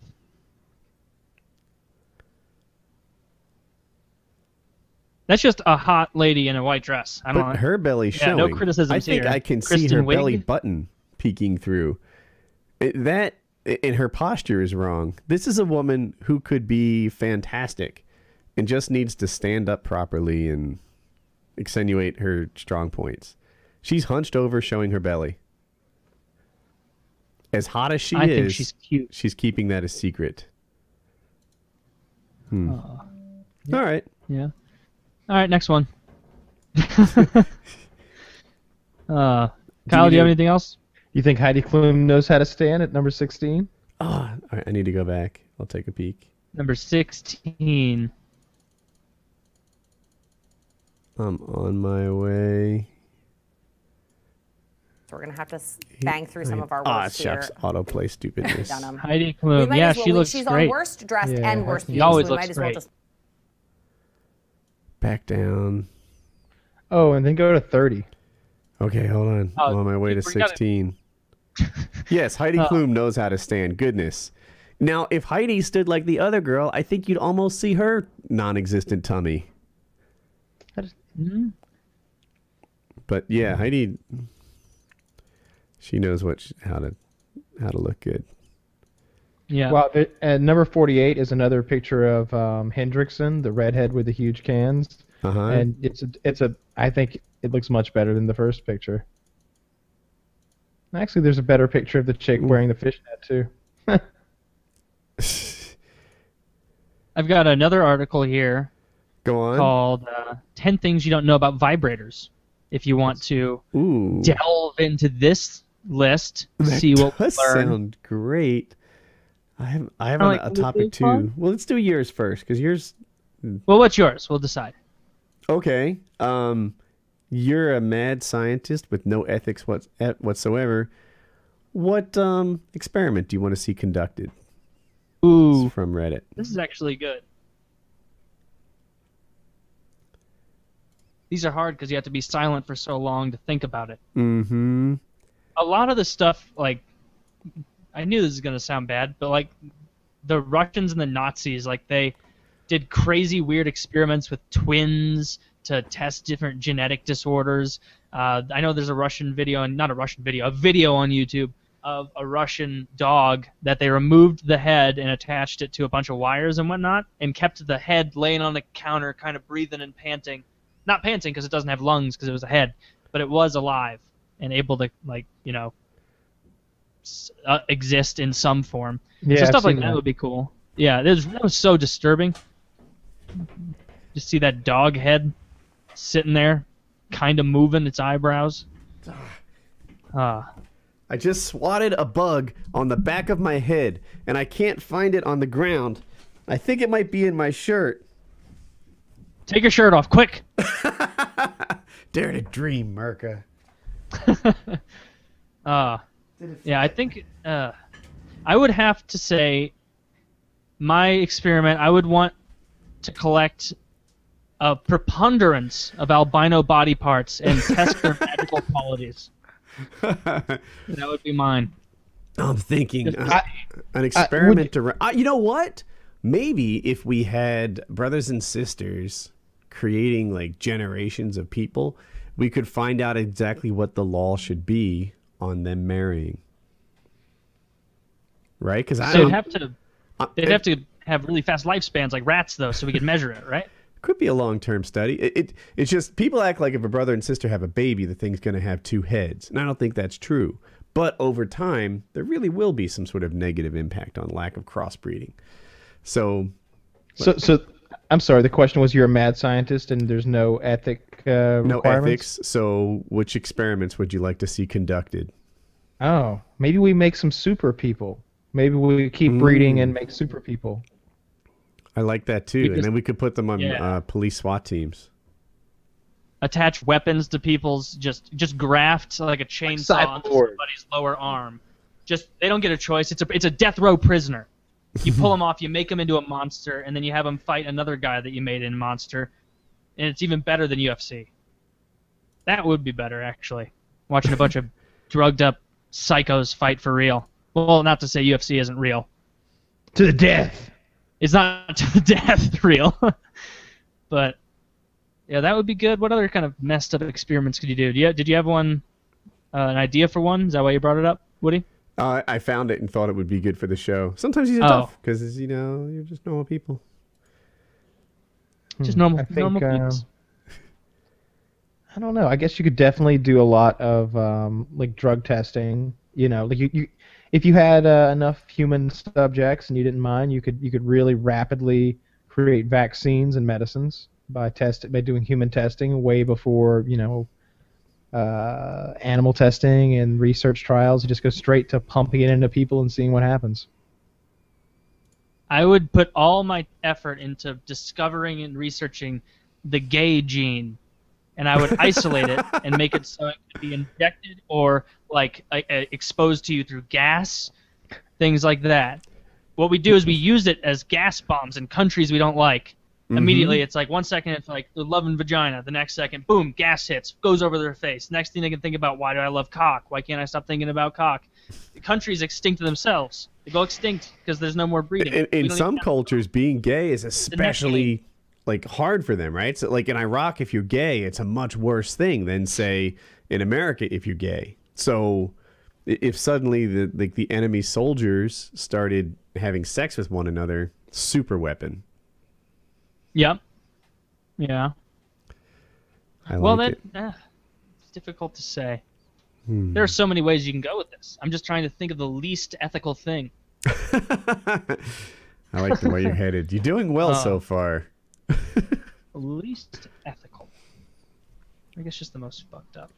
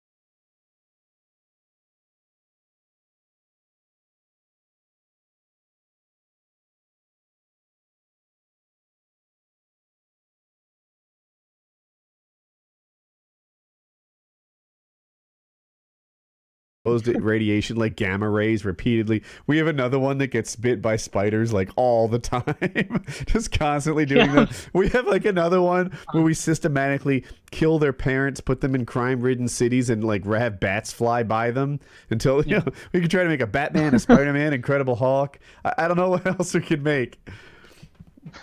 All right, so Subject 39 has been bitten by a brown recluse again for the 50th morning in a row. Did he turn into a superhero? No, just another case of a searing pain and necrosis of the flesh again. Fuck. Sooner or later, we'll find the guy. Like, that would be... Yeah, that's not even science. That's just torture. No, now we're just getting into torturing people. devolving quickly. One guy on the internet said he wants to see episodes of Mythbusters conducted with real humans. Is that too much to ask? Oh, like the crash test dummies? Yeah. Let's see what happens when we drop a refrigerator on Buster from 16 feet in the air, and it's just some... just drop it on him. Stop it! Oh, it looks like... All right, let's that little Asian guy comes out. Let's look at it on the slow motion. All right, you can see his skull begin to cave in here, and you can see, in fact, that you cannot survive a refrigerator fall. Did you see Busted. that Carrie, I don't even know all their names, was the other guy Troy and the Asian guy all lost their jobs? What? Really? Yeah. That sucks. I don't know why. I don't know if it was to meet like the host's salary demands, or if the ratings were dropping and they were cutting expenses, or if they're just looking to change the show's formula to some extent. But yeah, Mythbusters had a major crew change, and those 3 are gone. Now, I sort of stopped watching Mythbusters. I've seen a lot of the older ones, but if you were to ask me, nice, it's a good look. If you were to ask me about the last couple of years, I'd kind of draw a blank. And I was watching it this weekend for the first time in ages. And the 3 little amigos have started getting better. They used to be completely incompetent, and it would frustrate me. It's like, here's Jamie and Adam, and they're doing something really cool. And then here's these other guys, and they're like fucking up, cutting ballistics gel in half or something stupid. Yeah, that's how it used to be. Like that one guy with the mustache. Here, Adam and I are soldering an airplane pieces together to make some sort of Mecha Man. And then Tori's like, all right, we got to drive the car after drinking 3 Monster Energies and see how we do. And like just nothing at all. And somehow they'd like spill the drink or something. Like they were all terrible. And incompetence didn't seem to be a problem for them. They almost embraced it. And I don't know. I just think I could do this show better than those 3 idiots. But if you watch it now that they've been doing it for like 5 years or so, they're actually pretty good. Have those 3 been doing it for a decade? Okay. Maybe.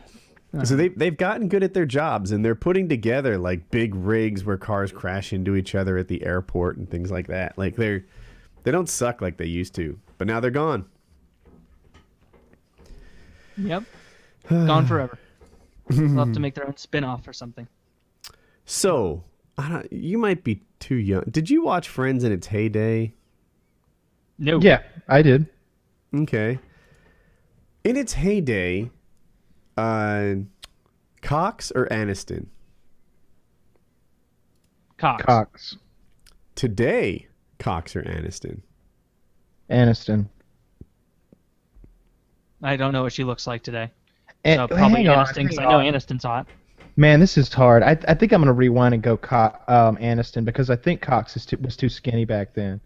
Like, she almost had, like, a phase. Like depending on what you call the heyday, like, I think there was a point where she got super, super skinny. She did. And looked like she lost her butt and her boobs. And just, I imagine her being, like, a Keira Knightley body type, which is hot, don't get me wrong. But I think Jennifer Aniston's body type at that time, which she always had those like, her nipples were always hard. And I think she gave herself purple nipples in each scene. No, so here's the actual truth. Like, her nipples are actually just always hard. Like, they just are, and there's no way to like work around that unless you put her in a wardrobe that intentionally hides them, but they just didn't. So like, there's tons that she's got pokies like constantly, and she's got nice boobs and a nice body. I've seen, definitely. I'm rewinding Aniston. I would say when the show first started, when it first came out, Cox for sure. Somewhere along the way, you're right. Now, I like skinny women, but Cox got almost emaciated. Like, she went too far with it. And yeah, it was, and I think Chandler did too. I'm forgetting the actor's name. He got fat. Matthew Perry. Matthew Perry did both. He got on cocaine and then he got off. And I think when he got off, maybe he got on like something else and gained a bunch.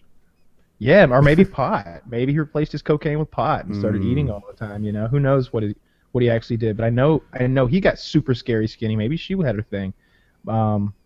She was married to David Arquette for a while, but no, I'm going Aniston for sure. There was The chick that Chandler was always hooking up with, and it was supposed to be like an embarrassment that he was even hooking up with her. Her name, she had like these long fingernails, and she was really Italian and annoying.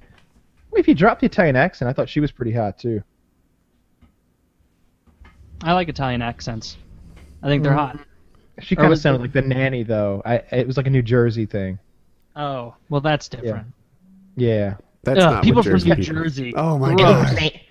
It was nasally, Mr. Sheffield. Did you ever watch that show? I liked that show, The Nanny, with Fran Drescher. I could hardly get past Fran Drescher. I used to mix up Fran Drescher and who's the really Mary wonderful Louise. woman from My Cousin Vinny? Oh. Oh, Melissa Torme. Marissa Tomei. Yeah, who won the Oscar. Yeah. She's. I used to think like I don't know. I was like, is that the same person? Because they played like real similar roles at around the same time. But they're over time, it was like, no, Marissa Tomei is clearly the cool one. Yeah. So how about that vibrator list? Let's hear it. Let's see it. It is already linked. All right, I got it. Most recent one. So we got it. Right. All right, Yeah. let's see these. 10 things you don't know about vibrators. Well, That's presumed it- pretentious. I know, right? As if I'm not an authority on the subject. I'm gonna write my own. 5 things you don't know about titles. 3 things you haven't learned about writing an article. Number 1, Cleopatra used angry bees in a hollow gourd as the first vibrator. Cleopatra was playing a dangerous game. That is a dangerous gamble. And how do they know that this was the first vibrator? There could have been a species of. Okay, well, but there had to be some chick before that who saw a phallic object and was like, "Oh, there's got to be a way to move this around." Like, there's got to be. Maybe a rattlesnake thing. tail in olden days when the animals were bigger. You know, break that off, leave it alive, rattlesnake tail. Around the time of the Ark. Yeah, exactly. That's what they used. They broke those little rattles off, used them for a while. I used to have one of those. That's a terrible idea. I used to have a rattlesnake rattle, and when you rattled it, it rattled. It was cool. Yeah. Yeah, but the Angry Bees hollow gourd approach, it seems less than ideal because, bees near your genitals is never. I'm trying to construct a better vibrator for Cleopatra with the technology of the time. I'm not coming up with much. Like, could she have just mounted a zebra, stuck its tail in there, and let him like buck and fight furiously? Stuck a zebra tail? Just throwing that out there. How would that be preferable? And how does she get the zebra to Egypt? You know, you want something that's long, skinny, a little pointy at the end, and dry and hairy. That's what makes the ideal penetration object, as Woody knows. Okay, help me do better then. I'm just spitballing here. You're just spitballing, just brainstorming. Let's see what we got. What did they even have at their disposal back then? I know, right? Just bees and gourds. They did what they could. But it was Maybe the Bronze Age, right? Bees and a bunch of gourds, and they had been doing this for so long, and they wanted to keep doing it, but they couldn't find a use for this. Stop putting those goddamn bees in the gourd. Well, maybe if they had a really big metal tuning fork, they could hit it, and it would boom and I vibrate. like this, right? Can you pick? So I'm picturing right now Cleopatra being fed grapes as she lays in her recliner, and then 2 more come out with the giant tuning fork, banging on the ground. Bigger. Imagine a football goalpost with a metal dildo at the bottom, so that she could like lay on some sort of Y-shaped bed and mount it, and then some guy comes out with a big fucking hammer and just bong. Yeah, that's how it would work. Cleopatra. That's what the pyramids really were. Just giant dildos. Yeah, they were giant vibratory vessels. Yeah. That's what they truly are. We'll figure that out. All right, so what's number 2? Hysteria? Number 2 is women suffer from hysteria, and they apparently people believe that women had no sexual desire and that they this is written horribly. This is a terrible article. There is nothing redeeming about this. I just was about to use this paragraph as a synopsis. Let them know how bad it is. Up through the 20th century, society believed that women had no sexual desire and that they existed solely to be nailed by bros and to produce their man-bro babies. You typed that as an adult, and you hit a period and you spaced, and you kept writing. What a crock of shit that is. You're solely on to a be nailed by website called... bros. You have to put bro twice in the last 8 letters of the sentence. But you're on Or last 8 brobible.com. words. I know. But if you say that, it's not as funny to people listening who didn't know that. I'm sorry. So, yeah, apparently they thought that... Oh, that it's just number 2 and number 3 are also the same one, and he broke it into 2 so that he could make 10. God, what a douche. Women suffer from hysteria. Number 3, doctors gave handjobs to women for hysteria. Yeah, this is unreadably bad. So doctors gave handjobs to women. Handjobs just to, get them off, apparently. And what does this have to do with a vibrator? Basically, your gray-haired, beer-belly family doc was using the same hand that checked your prostrate to work mom's fleshy parts into a lather. Her orgasmic release was viewed as a temporary reprieve from the conditions of her hysterical condition. Handjobs, bro. So basically... There's no way that this was that regular. That they were like, I'm feeling a little crazy. Doc, you got to masturbate for me. And I wonder if there was a big wink-wink thing going on there, right? If these doctors were essentially male prostitutes, somehow way skilled at just getting women off hands only.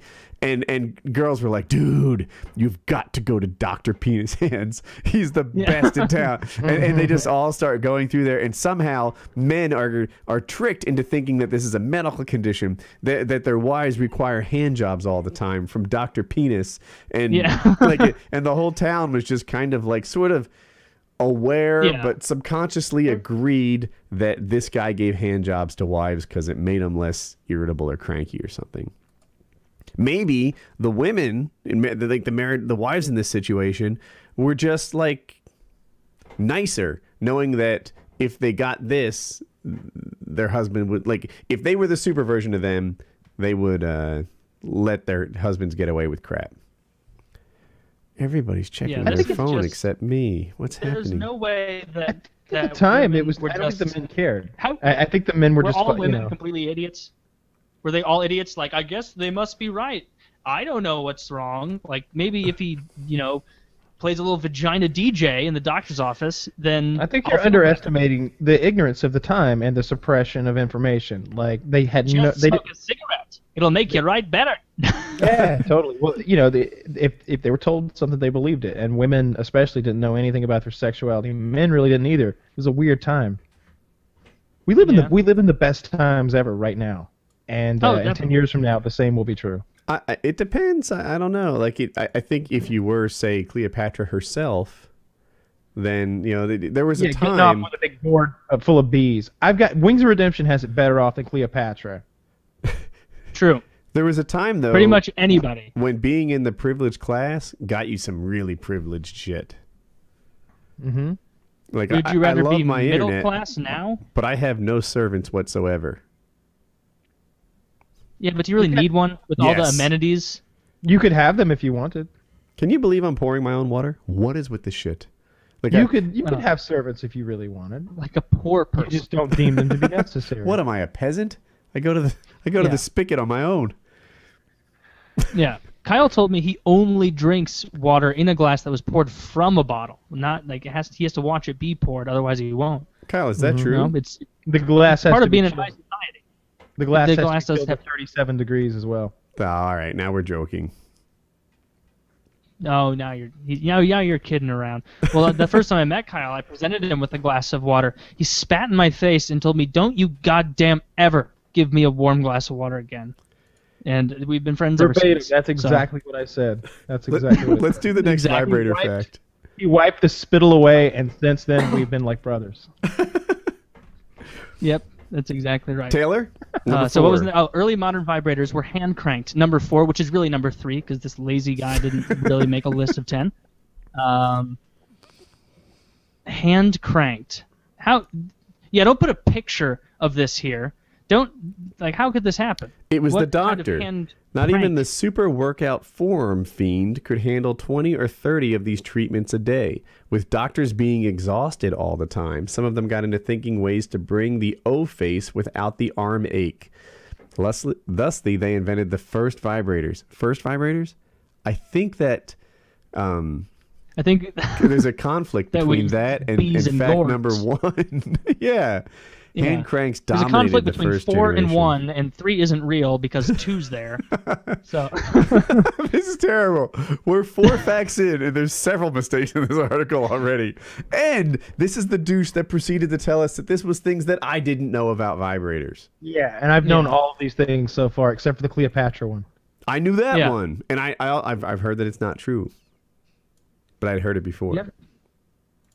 So hand cranked. Man, he's making it sound like this is exhausting, like these doctors are going noodling in a river, like for catfish with their whole arm. Like this is not. He's making this sound so much more difficult. Steam power. Oh, that's a good idea. Steam right next to your genitals. I know, right? Very hot 19th century steam. Get yourself off with a little steam. That's the A commercial. steam-powered vibrator sounds as intelligent as the dudes setting themselves on fire for viral videos. This is the steam-powered vibrator challenge for ALS. This thing looks incredibly powerful. That looks like more power than you want in a vibrator. Like not the kind of power like, yeah, you're getting what you want. The kind of power like this could tear through my abdomen at any point. You don't want too much power. As a matter of fact, I bought one time, and the lady at the checkout said not to use like good batteries like Duracell and Energizer. She's like, find some cheap supply of like HD batteries or something. I disagree. She said that it would damage the vibrator or something. Like it couldn't handle the power of a solid battery. Oh, well, that's different. I Yeah. thought maybe you were saying you didn't want that much power in the vibrator. Because the next one, well, I won't. Yeah, keep going down the. Taylor, number 6. Number 6. First electromechanical vibrator invented. Oh, good title for number 6. Excellent. Really tells me what we're getting into. It says plug-and-play orgasms were a thing, so I guess that you could just plug it in, place it in your patient's vagina, and then turn it on and just let them orgasm.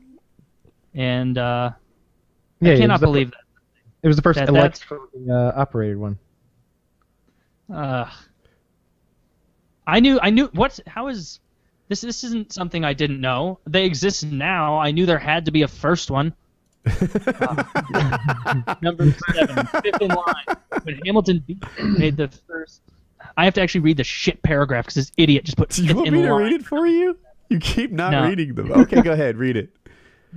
When Hamilton Beach made the first straight-up electricity-powered vibrator in 1902, they were breaking new ground in the electrical device market. So new, in fact, that the only domestic devices to precede it were the sewing machine, fan, tea kettle, and toaster. Say what you want about these long dresses and chaste demeanors. Early 20th century inventors knew how to take care of the kitty. How could you call that not well written? Take care of the kitty? This is genius. What a terrible. Yeah, say what you want about long dresses and chaste demeanors, but say what you will about this, but no, just fuck it. That sentence sucks. Jump to the next one and start it with the word early 20th century invent. Just All I guess right. there's nothing shitty. Number 8. First cordless invented in 1968. Just in time for the sexual revolution of the 60s was the first cordless vibrator. Needing naught but batteries and imagination, women could now pursue their orgasms even after protest riots caused power outages. Wait. Protest riots caused power outages over the vibrator? He's making a reference to riots in the 60s causing power outages that were so severe that women couldn't even masturbate without, they just couldn't. I mean, everything was gone. No more. This is so That bad. is ridiculous. I'm so sorry I linked this. I didn't actually read it. Now Oh I'm my curious God. about this next one. Yeah, actually, the Hitachi Magic Wand. The original Hitachi Magic Wand. I've heard of that. But I think it's the one that kind of looks like a back massager, right? Yes. It's incredibly powerful. Oh, wow. Read away, Taylor. Doubling up on O-Face inventions, the almighty original Magic Wand was invented in the same year as the first cordless vibrator in 1968. The design was so explosively popular that it sold like crazy and even got featured in the Tom Hanks movie Bachelor Party. Though the design has been improved to increase power and decrease energy expenditure, the original Magic Wand has remained mostly unchanged in design. In fact, the only thing that's changed about it is the name. After being the Hitachi Magic Wand for over 2 decades, Hitachi decided to remove their name from the Oh my God! Who gives a fuck? I want to know about what the vibrator is and how this is so revolutionary. So you both jumped when I read the title, so you know what this is. What's the deal with it? Is it really the best of the best? Yes. Kyle? It really it's is? incredible. It's super powerful. It does like 5,000 or 6,000 RPMs or something like that.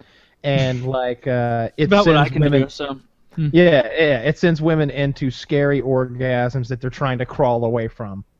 Like those ones that you showed me on eFucked, where it's like not even like that's hot anymore. It's like I think like she's just in pain and yes, just, yeah, like that, yeah, just exactly. Like it doesn't sound like if you close your eyes, it doesn't sound like oh that's hot. It sounds like some lady is wailing. She's lost her child somewhere. Like maybe it doesn't sound pleasurable. Or maybe she's possessed by a demon. You know, you might hear that noise too. They're incredibly powerful, and they let you put all the power wherever you want it. Precision implementation. Yeah, I have a laser mounted onto mine. Is it a scope? Like a I'm gonna make a response article to this guy just called like There's 10 one more. ways to make. Oh yeah, number 10. Sorry. But I always thought the thing about the Magic Wand that made it so popular was that it didn't look like a cock. Like if people don't know what a Magic Wand looks like, it's like a rod with a little neck to it and then a ball. And if I told you it was a back massager and you didn't like know, you'd think, oh yeah, that actually is a back massager. You know, if you know what a cock looks like, it doesn't look like that. Exactly. Whereas most vibrators are either like a bullet-shaped facsimile of a cock, or actually look like a cock. And this one just doesn't look very penisy to me. And the action end of it more closely resembles like a tennis ball, or something. Not fuzzy like that, but just it's a ball in the end. And I feel like you can see that. And if you're not in the know, then you know it's just a back massager. And I think that is part of what made it so widespread. But that's just a guess. So number 10, wrapping it up. They even did a movie about him. Hysteria is a fictionalized account of the birth of electromechanical vibrators starring Jake Gyllenhaal. He is literally using number 10 to describe a movie that uses vibrators. Did you know there was a movie about vibrators? And were you interested? Read our top 10 list. For a movie dripping with sex, dripping with sex, this movie is the most titless endeavor in the history of film. How can you be the most titless? Like, wouldn't it be like a 1,000-way tie for most titless? It's just bereft of tits. Yeah. Yeah. But you get to see a lot of chunk. Steam on number 3. Like most of the lists, it's like 8. You get to 8, and it's like 9's kind of bullshit and 10's retarded.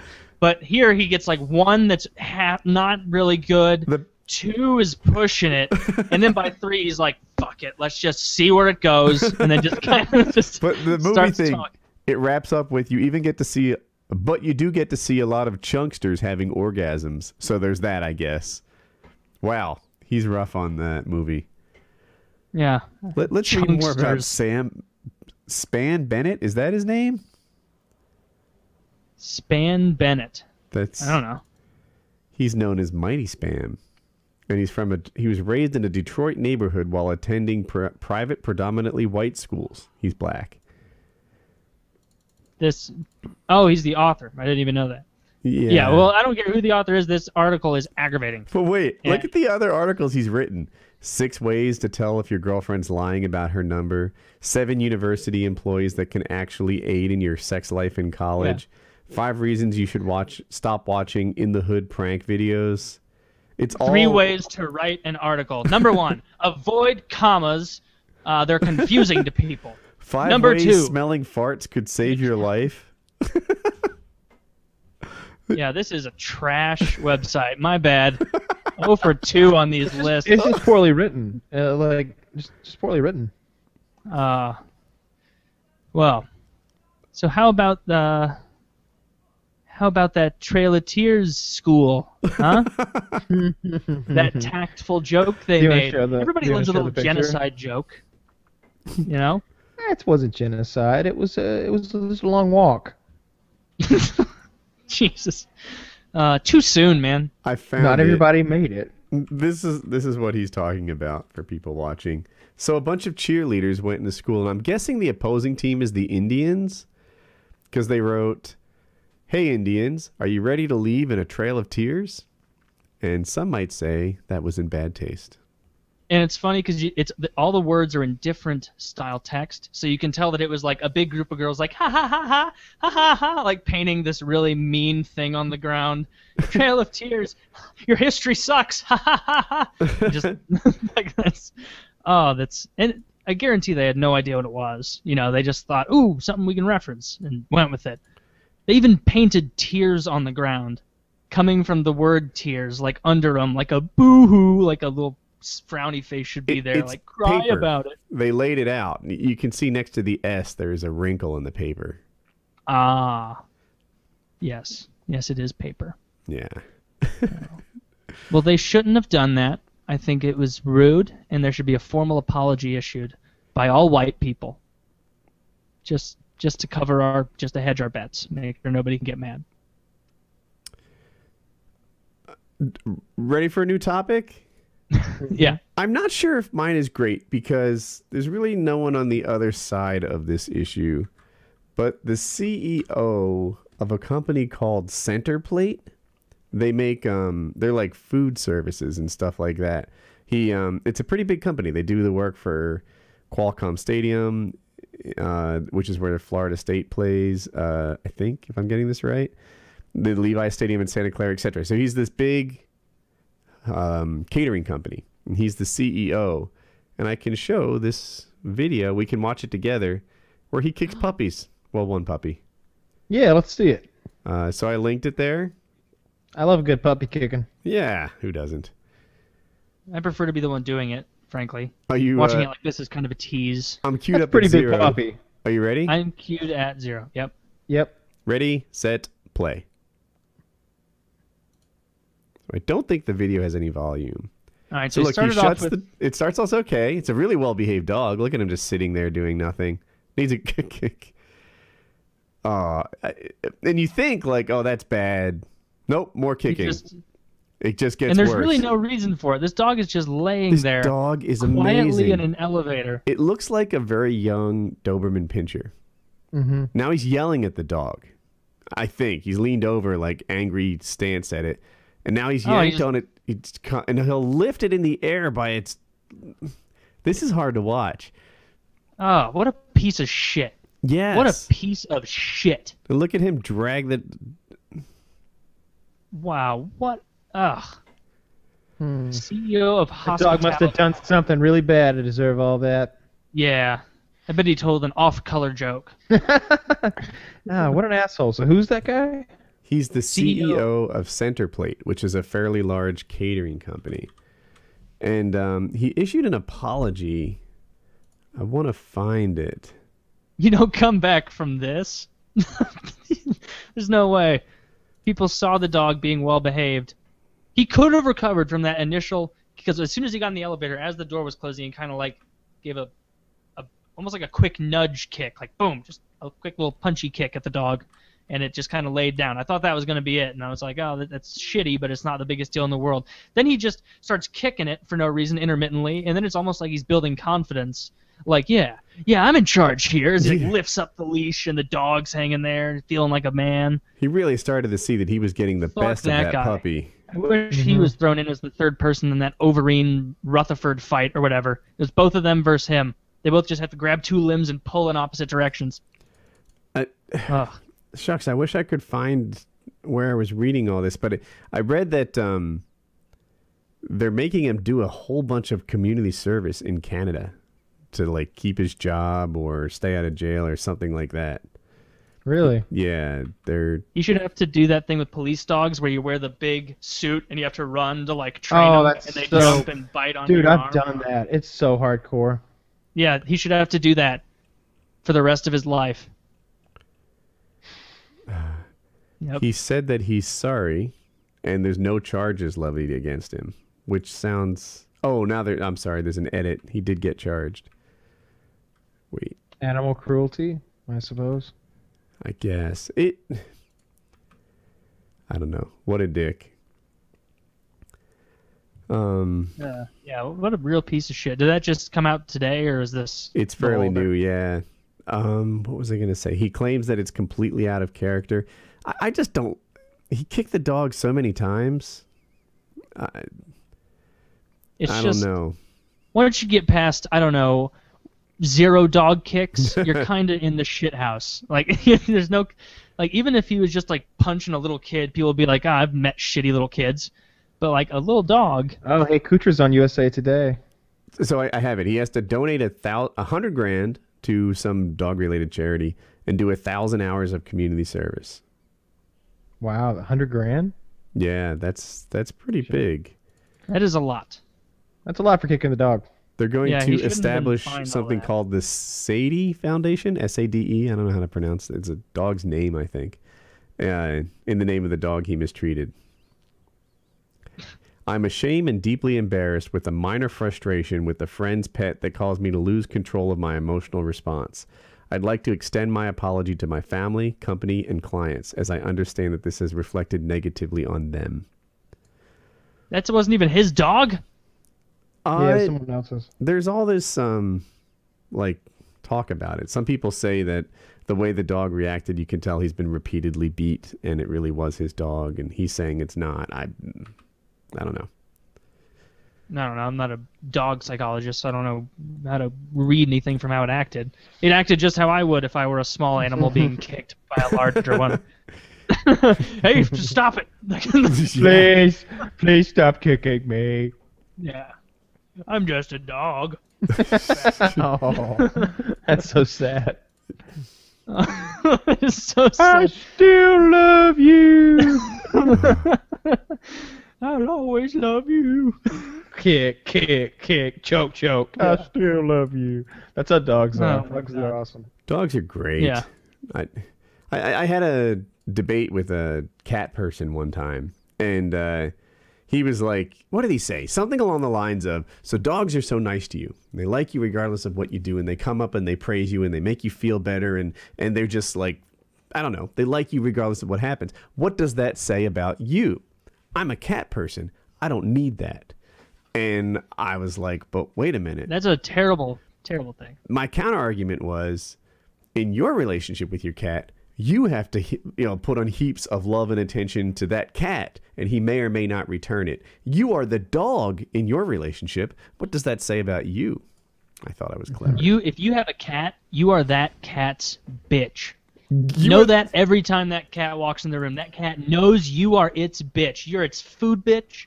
You are its entertainment bitch. It goes and does whatever it wants all day, every day, and then when you're needed, it'll come out and kind of pay attention to you and take a shit in your house. Cats are the worst. Inexcusably bad pets. They're for lazy pet owners. I don't really, have a strong stance on it. Just had to. Sounds like you might. But yeah, cats just kind of suck. They don't care about you. I just saw an article that says the cats just don't care about you. They don't. Like 3 seconds after, the cat will eat your face. Cat will kill your babies. War Machine is claiming self-defense in that whole attack on his ex-girlfriend. I have to. Are you ready for the Squarespace mid-roll? Oh yeah. Mm-hmm. All right. So, just want to. Let me start over. Let's pretend I didn't just fuck that up. The Squarespace mid-roll. We just want everyone to remember that this episode of PKA is brought to you by Squarespace, the all-in-one platform that makes it fast and easy to create your own professional website, portfolio, and online store. For a free trial and 10% off, visit squarespace.com and enter the offer code PKA at checkout. A better web starts with your website. Simple and easy, beautiful design, drag and drop content, 24/7 support through live chat and email. Plans start at $8 a month and include a free domain name if you sign up for a year. Response design, commerce ready, every site comes with an online store. So whether you're starting a business, building a portfolio, or just expressing yourself online, remember to sign up today. Go to squarespace.com/PKA. That's squarespace.com/PKA. Don't miss out. Yeah. Don't miss out on it. Don't be a fool. And Make a website. Be cool. yes, and if Be you your missed, own man. if you missed it last week, this is a PKA website that they put together in just 5 minutes. Drag and drop content. So maybe you're a YouTuber and you'd like to have a website with the videos where people can find you, and to be honest, it kind of insulates you from YouTube shutting your channel down or something like that, because people will know how to find you if you make your website a thing. All the biggest guys have it. Epic Mealtime will have their own website, and I could go on, but people make their own websites. Give it a go. It's $8 a month. Give it a shot. So simple, a cat owner could do it. Oh. Yes. Yes. There's going to be some cat owner out there that gets really offended by that. I'm not my cat's bitch. You kind of are. You kind of are. Do you clean up its shit? Do you let it shit its smelly shit and its disgusting ammonia pee anywhere in your home? Do you let it do that? Do you go give it food and have to coax it out and say, hey, please come and give me attention while I try to give you something? Is this worthy of you? Will you have this? No? Okay, I'll see you in a week when you need me again, sir. Thank you, thank you. That's what you do with cats. You are begging, always. And the only argument people have for cats is, oh, I have an awesome cat. It's just like a dog. No, you know what's more like a dog? If you bought a dog. A dog gives a shit about you, you know? They come home and they are genuinely excited to see you. They're like, that's my bro. That's my boy. That's my owner. He's my master and I love him. Cats, no, they pee on you as soon as eat food out of your hand, as soon as do anything, because they're selfish narcissists. That would be my experiment. My ethical one, the most unethical. It wouldn't even mean. I just sever the heads off cats and measure how much blood drained out for no real purpose, just to eliminate cats, to get rid of them. They're just terrible shit animals that no one should like. And I'll tell you, if you blow them up and make them big, like lions or tigers or whatever, they will kill you.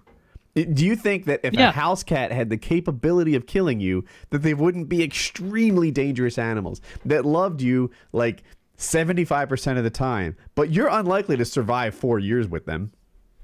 Exactly. That's what a 300-pound house cat would be like. They would just like, oh yeah, I really like. At some point, you would like run past them, and they do that thing like, and they would just rip your throat out. Yeah. Like, they would kill you out of boredom. They would take your femoral artery and they would just kill you. Velociraptor, and you'd bleed out right there on the kitchen floor, and then they'd eat you. Yeah, they don't mind Mrs. Pickles over there. You wouldn't be there to feed their fucking lazy asses. Your dog would scratch through the door, go to the neighbor's house, and be like, he's hurt. Like he learned 3 fucking words of English to save your ass because he loves you so goddamn much. And then he'd die because he would just die. That's what happens in those stories. They give their life for you. All right, so I got a video here of a guy in Georgia coming out to his family. Ooh, I haven't seen that, but I've seen I haven't seen it either, but it says how not to react. So I'm imagining it's just cringeworthy and just great to listen to. It's 5 minutes long, though. Let's do it. Well, we only have 4 hours. Well, here you go.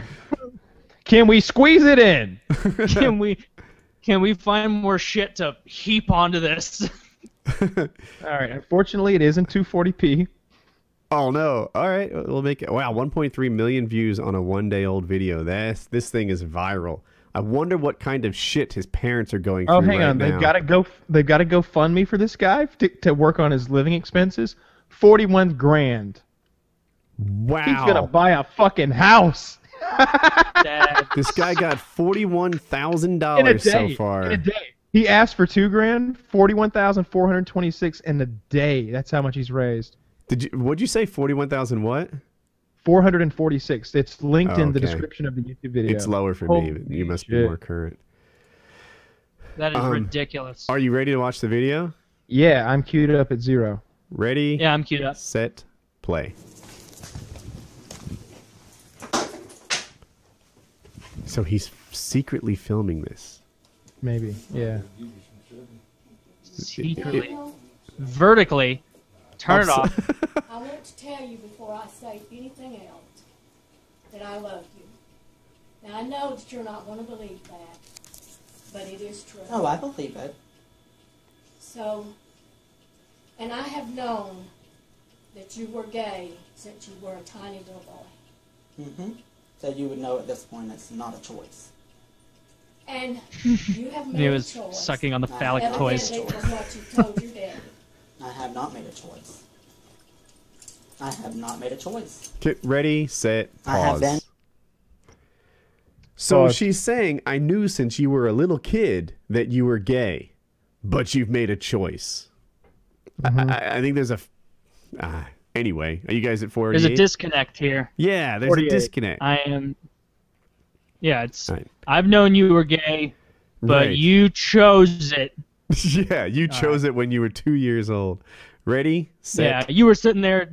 No, God. She's going to explain her stance, Ready? I think. ready, set, play. From the moment I come out of my mother's uterus, I have been that way. Probably long before I come out of her No. uterus. Yes. Mm-hmm. No, you can deny it all you want to, but I believe in the Word of God, and God creates nobody that way. It's a path that you have chosen to choose. Mm-mm. All right, you believe it the way you want to believe it, because I cannot change that. This is the way I'll put that part. I have taken basic biology and psychology, and it's determined within the first 6 weeks of birth what your personality is going to be, and that's part of your personality, and you cannot change it, and it's a scientific proof, not based off of You a go book. by all the scientific stuff you want to. I'm going by the Word of God. Well, scientific proof trumps the Word of God. No, Preach it, doesn't, sister. in my opinion. Well, in my opinion, it does, because there's scientific proof. That's Well, why it's all called right, scientific proof. Okay, I'm not going to argue that point with you, but I'm going to tell you. Since you have chosen that path, we will not support you any longer. You will need to move out and find wherever you can to live and do what you want to, because I will not let people believe that I condone what you do. Okay. Well, this number I will be out by Thursday night at midnight. How about that? All right. I'll be completely out, and you'll never, ever have to see me again. He's leaving If 1 that's hour the way from now. you choose it, that's fine. No, that's not what I'm choosing. I'm doing what you're telling me to do, and you're disowning me. So that proves how much of a person you are. Okay. In fact, can I live in your basement since it's your house and you're my mother? Really? So all of that support that you told me about? Oh, I support you. I don't support what you do. And we don't because I support your believe in habit. what you do. No. And I have a lot of friends that are gay, but they're friends. See, They're not related to me. that's not what you told me that day on the couch. That doesn't seem very motherly to me. And disowning your dad and telling him that he's a racist and that your dad didn't raise you. Your dad's gone to bat for you for the last 20 years of your life. That man's put a roof over your head. He's put food on your table. That's He's that's not No. raising. You Wait, say wait a that minute. none of these people have raised you. You're full of shit. And you told me on the phone that you made that choice. You know you wasn't born that way. You know damn good and well you made that choice. You know that this man has done everything he can to raise you, and you told me right on that damn phone that that was a choice you made. He didn't need to blame himself. So don't fill these people full of bullshit, Daniel. You're twisting my words. You are You a complete. twist everybody. You are a completely different person. Let me tell you something. You little piece of shit. No, you're not gonna fucking hit me. No. Cat Son of a fight. bitch. Get off me, bitch. Get off me. Let me tell you something. She's the one that. I'm gonna. Stop it! Stop it! Stop it! Oh, get off of me. What's wrong with I you? think I hear the Bring dad. it. Queer, you What's fucking wrong with you? You don't tell lies on me, you little piece of shit. I didn't. I trusted you. You've never trusted me. You You started just- more shit with me than anybody. Hey, come here. I'll beat your I fucking claim you as my own mother. Listen. Check this out. What is wrong with you people? Oh, what's wrong with you? No, what is wrong with you Do I hear a people? brother? What's wrong with you? You No. run your mouth on Facebook about me. I've done everything in the world. Everything in the world for you. I haven't run my mouth The about you at hell all. you haven't! What if Tell I me! What I'm have telling I you right said? now. Ashley, go get it? You get Show me. Pull it up on Facebook and you show I me. don't have you on Facebook. Well, go get because her. You're a disgrace. I'm not a disgrace. Yeah, you are. No, you're not. No, I am Yeah, not. you are. Unfortunately, I'm sorry to say that you are. Well. So did you little Well, that was intense. Wow. I went into it looking for jokes and the funny in it. And That got sadder and sadder as it went on. Although But I it will was say, also funny hearing the mom, I will beat the shit out of you, and just if it makes you feel better, he's got $175 more since we started watching. really? Yeah. And judging by the look of that home, it looks like he just made what his parents do in a few years. So it's a net gain for Couldn't him. really tell much about the home, to be honest, but Yeah, real it's just shitheads. I there's a lot of imagined people it to be a trailer, just by all the Yeah. accents and. No, the- he's in Kennesaw. It's not a bad place. Is that in Georgia? Yeah, it's north of Atlanta. It's a suburb. It's I lived there for a while.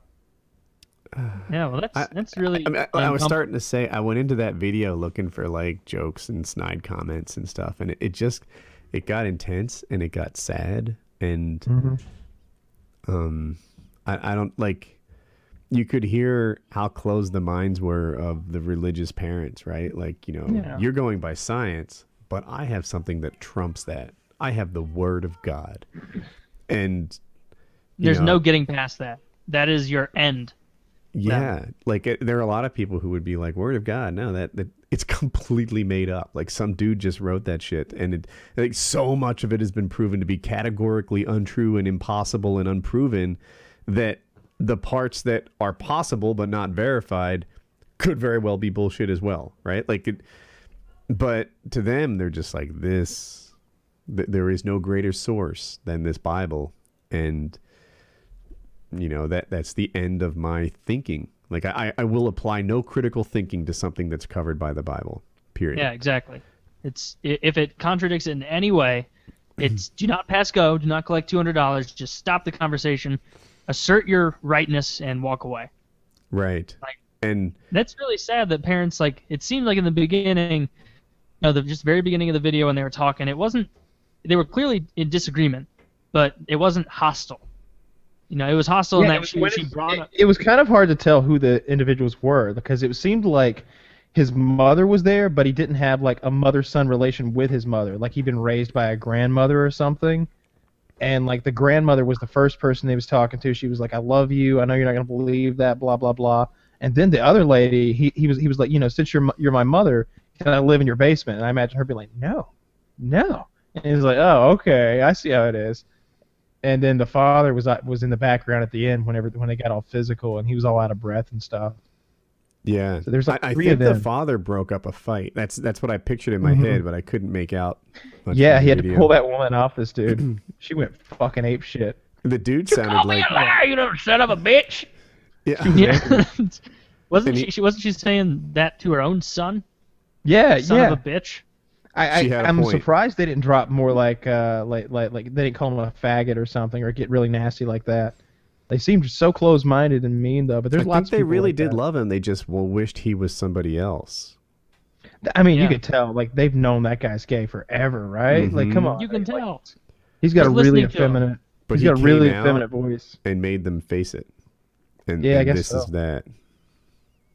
And in that community, it's also making them face all their friends and coworkers about it, because it's a big deal in some of those circles.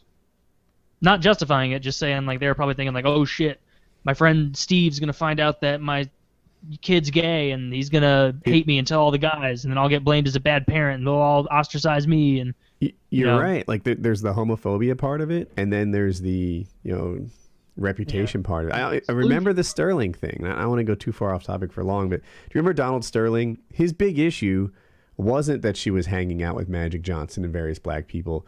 It was that she was doing it in public. He even said, like, you can sleep with these men, just do it privately. And it's because Donald Sterling and his little gaggle of racist friends were having a hard time knowing that his mistress was out there hanging out with black guys. Him personally, he was like okay with it, or at least willing to tolerate it, but he didn't want to tolerate it in public because he felt like it was an embarrassment that she would say, go to a game with Magic Johnson. And it kind of ties into this because I felt like some of the issues that he had weren't, well, obviously they had a problem with him being gay, but it was also like, now everyone knows you're gay and I'm going to have to deal with the backlash from that. Yeah. Man, that was really shitty. I was also going into that looking for like snide remarks, and that just got shitty. Really shitty. It got sad, yeah. Now I feel bad. You feel bad? Can you imagine just like as a parent, because Kyle and I don't have children that we're aware of, and so Woody, you have to be the source on this. Mm-hmm. Like, there's nothing in the world that you can imagine your kids saying about themselves, like that would make you immediately just throw them out on the street or disown them. Like I wouldn't imagine there's anything. What if they were terrorists? terrorists? What if they're saying she has a bunch of bombs in the yeah. What if Hope was like, Dad, I've thought a lot about this. I'm joining ISIS. I'm going to Iraq next week. I'm joining the fight against the great evil, and that's that. I've been practicing my bomb making skills, and I think I really have something to bring to the cause. That's not the thing that would do it. It would take some sort of other ethical lapse that made me think she wasn't caring about her conscience, right? Because like even what you described, terrorism. You're okay with terrorism? Yeah. Well, the way that you described it, it was like I'm following my conscience. I think that like my own fucked up version of right and wrong is this.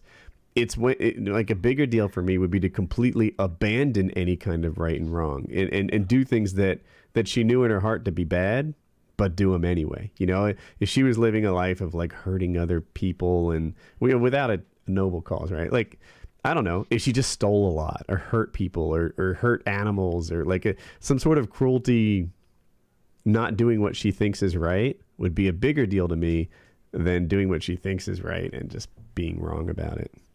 I think I would start at terrorism. That would be the one for me. I'd be okay with the stealing. Like if my kid was just stealing a lot of stuff, I'd be like, steal me some shit. You can't get in trouble. You're a juvenile. That's how it works. Steal me some good shit, electronics. Stuff like that.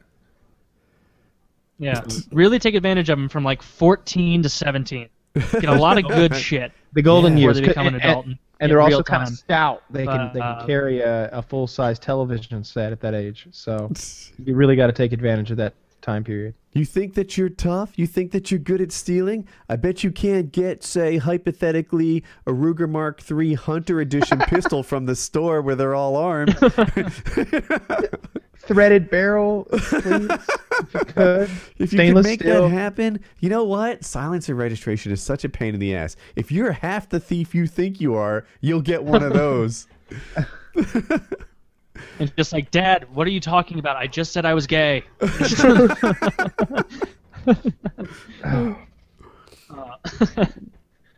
I'm still a little that was like really a bummer. I'm sorry about that. Yeah. Nice sorry, work. that was such a downer, guys. I want to. Another $250 has flowed in since the last time we spoke. That's great. That kid's gonna make some money. I wish I was gay and my parents have been mean to me. Oh, that reminds me. That reminds you? I've been loving the cock lately. And if you could GoFundMe.com/PKA and give me all your cash, because Jackie's having a hard time with it, and frankly, she's throwing it back. Yeah, Jackie's not liking my gayness, and if you could give me all your money, that would be fantastic. Woody's been really high on the homo scale recently, and we got to bring him down a little bit. It first occurred to me how gay I was when I saw that chick with the happy trail, and it's been rocketing upwards since then. So give me your money, and we'll she get was ourselves. quite hairy. I realized she really it was. Shucks, I'll repeat myself from PKN, Painkiller Nearly, for Patreon members. But I feel like a woman with some sort of hair is what a woman looks like, and the completely bald thing seems almost juvenile to me. It's a turn off. We're talking about belly hair, curly locks of dark brown hair on her stomach. But it was almost a woman's happy trail though. Like there was no belly hair. No, it was curly. No, there's no such thing as that. No, it's just kind of like a masculine vulva. Like it's those things don't mesh. It's not. No, there's no feminine happy trail. I have it. Legitimately, like a dude's would be at like 18 years old on average. All right, wait, Kyle. That's actually quite a bit. Back me up. Check out. Do I want to click this? Yeah, this female happy trail. It was much more than this. You think it? All right, so here I will share with the stream. JohnTDame.com. This roughly coincides with my memory of her happy trail. It was curly. Wait, it was worse than this? Yeah, it was worse than that. Oh yeah, much worse. First of all, her belly was small. Let me just say this: her belly was small, and her abs were so well defined that, like, if she leaned backwards, like, you could see it was nothing but abs. It was just a big block of muscle under there. It was More clear, impressively to me, when she curled forward, and 99% of the population would have a gut, she really didn't. She didn't have much of one. No, like very, very little. Right.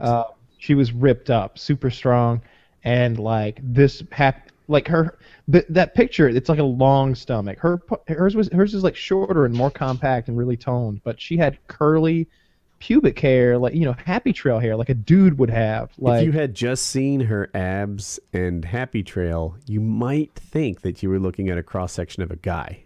Yeah, and not just like an 18-year-old like athletic like guy. Yeah, that's what it looked like. I wish she had let us take. We should have thought to get pictures of her belly. I was looking at it, and when I saw it, I was like, look away. Like, don't look directly at the happy trail. Like, don't. I could just see her like, are you looking at my happy trail? Like, you were both thinking that for different reasons. Kyle was like, don't stare at it, kind of like a deformed person gets on a bus with you or something. I was also wearing some different sunglasses that I had gotten just for the trip because they were polarized and they had a thing on the back so they wouldn't come off my head.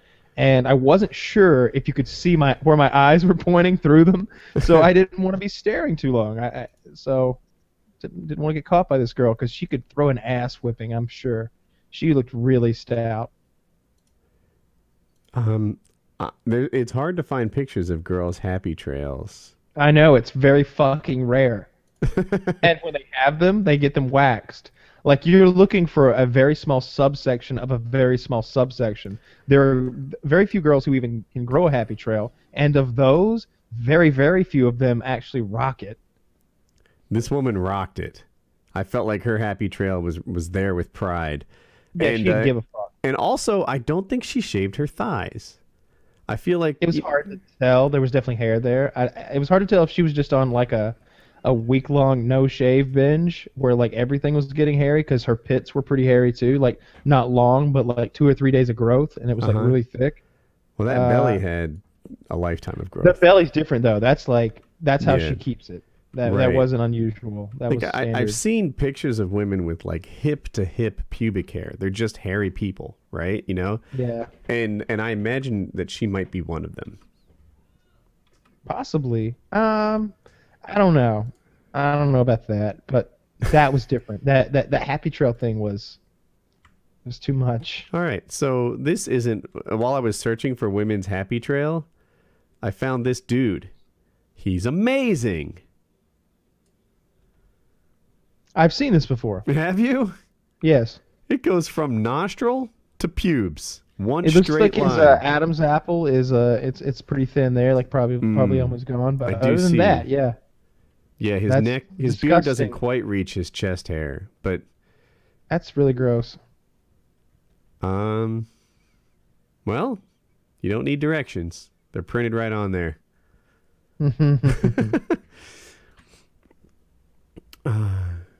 Has this guy broken 42 grand yet? By the way, that Nicki did. Minaj Anaconda video, you want to guess how many views it has now? 30 million. 90. Wow. I still haven't seen it. I've heard it's Really? quite the sight.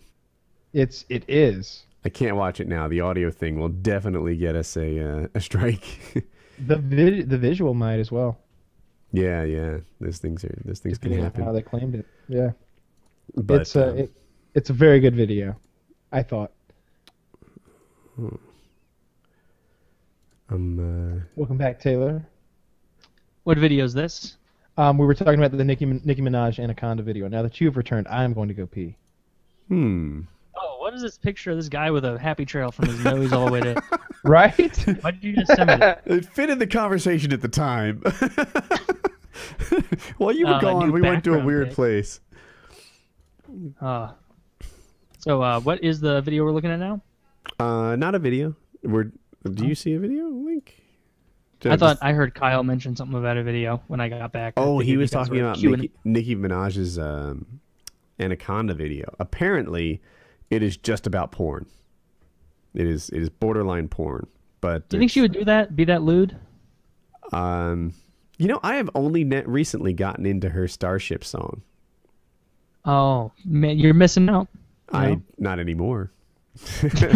I mean, I heard it when it came out. I was like current, but I didn't really like it. But now it's like I like the upbeat sort of thing.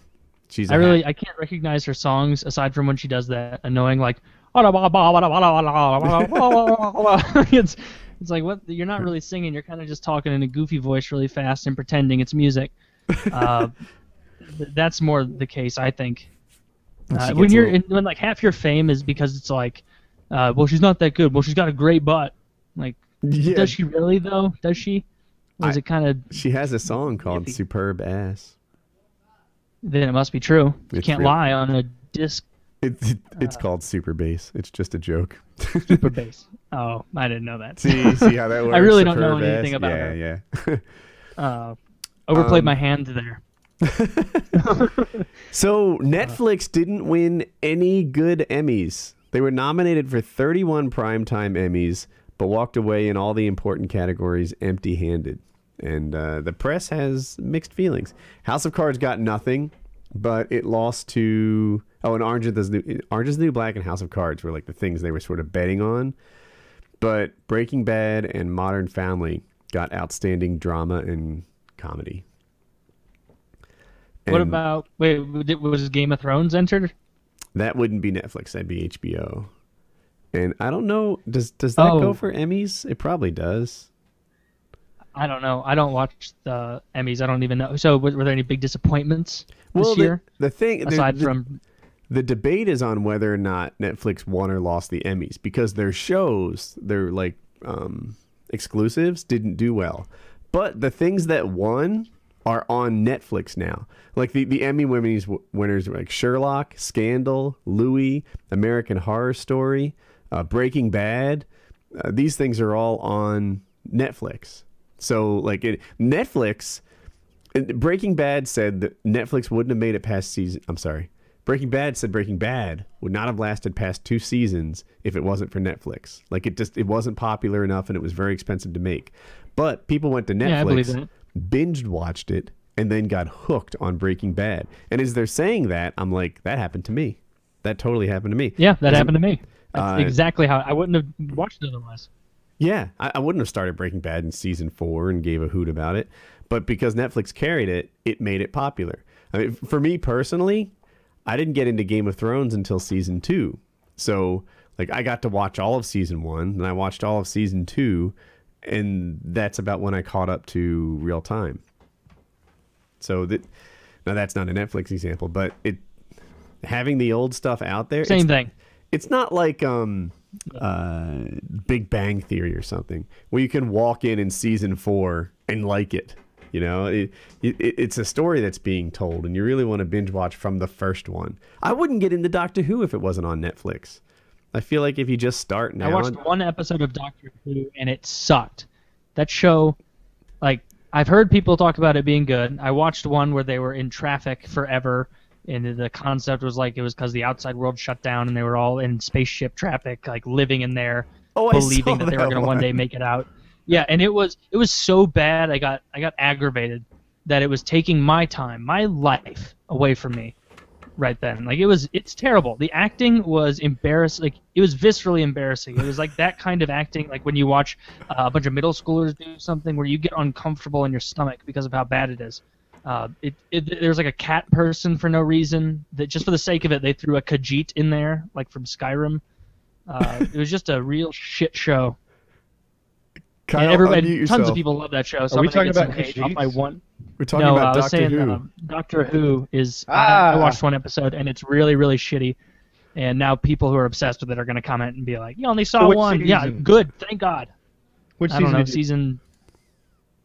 The actor who played Doctor Who was kind of like a skinny bitch. Who would that be? What did he have? Blonde hair or dark hair or what? Dark hair. Yeah, you're watching the wrong I think one, he was then. one of the new ones. I don't know. I just watched one and it was really awkward how bad it was. Hang in there. I know the episode he watched. If you just... Oh, God. Why is my fucking internet so slow? Piece of shit. You want the blonde So the doctor. voice I watched... the episode I watched was really bad? David Tennant is the Doctor Who that he watched. Is he the one you like? No, he sucks. I like the blonde guy. What's his name? David Tennant. I don't fucking know. The guy with the chin. Uh, He's like the 12th Doctor or the 11th Oh, Doctor. chin? So he watched the 10th Doctor. Maybe. So the 11th Doctor Who is... Oh, he is the better one. How that is this people like. travesty made it to 11 actors? It's been on for like 50 years. 50 years, yeah. 50 years of failure should be their Matt little Smith is the tagline. Doctor that you like. It's really good. What's his name? Matt Smith? Yeah. So, Kyle, what radio-friendly food have you chosen? Dehydrated apples. Great. There were no baby carrots available or like pretzel sticks. Do you have any Pop Rocks? There were two snacks. There were donuts that were covered in chocolate, and there were dehydrated apples. So I'm cutting weight. I lost like 10 pounds, and then now I'm up 3 from there after the adventure trip where we ate at restaurants every day. So I got back down. And Colin comes up to me with Oreo cookies that have cookie dough in the middle of them. It's like, you evil little man. This looks amazing. That's how they come from the store, or like Yes. Jackie made some. Oh, No, that would have no. been cooler if Jackie had like made some super Oreos for you. Where did you buy these? I've never seen those. I don't do. Do you think I bought them? I don't know. Woody doesn't know where the nearest grocery store is to his house. Here, I have a link to the box. What is it with this giant picture? Hold on, let me get a better link. It's okay. I'm not overwhelmingly concerned with it. I just wanted to know. Here if you it go. was- Now you should see what it looks like. Cookie dough Oreos. These are in my home right now. They look amazing. They're limited edition. Better snap them up. They look fantastic. Although I have to say the center of a normal Oreo is pretty strong already. But yeah, my well-meaning Yeah, son they should be offered them changing to the me. outside of the Oreo. That's where it struggles. The Right? inside's Disagree. fine. I will say How can you disagree? the outside of the Oreo is strong if you soak it in milk. Yeah, I like milk. That's a requirement for Oreos. I wouldn't eat Oreos if there were no milk. Have you seen my Oreo eating trick? No. Oh. All right, don't give it away. I'll be back in like less than 2 minutes, and I will show you the right way to eat an Oreo. I will sacrifice my diet for this. Uh-huh. All right. All right, now do something I'm amazing. I'll be right Waiting with bated breath. He's Kyle, gone we should- now. I can we do should whatever I both- want. Yeah, we should both leave, and just because he won't know how long we were gone, and he'll have like one of his little panics where he thinks there's a bunch of dead air on the show for like a solid few minutes, and everyone would blame him. Yeah, it's just No, we can't do that to him. So why didn't you like Doctor Who? What about it didn't you like? The acting, I thought the concept was actually cool, like the concept of the whole traffic thing. Like it was one of those, like I like movies where everything is confined to like a room or a prison, and everybody is in it. Like, what I'm talking about, like Saw, the original Saw, like where you're in a room, you got to figure shit out from there. Like I like those closed space kind of tales, and it was kind of like that. Because like the cars weren't really cars; they were like buses with chairs and beds in them, and it was like a few people per car, like living in there for years at a time. And so I thought the concept was cool, but they just had random animal people wearing really goofy, dressed up, stylized hair and like shiny faces, like a metal looking man for no reason. Like it takes you out of it. They try too hard to make it like that was a Cyberman, you know? It wasn't. It was a Cyberman.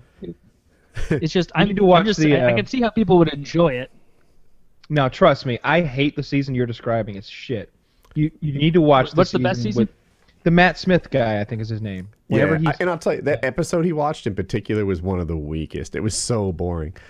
Can I show you my Oreo trick? It was the one where they were stuck in a traffic jam forever.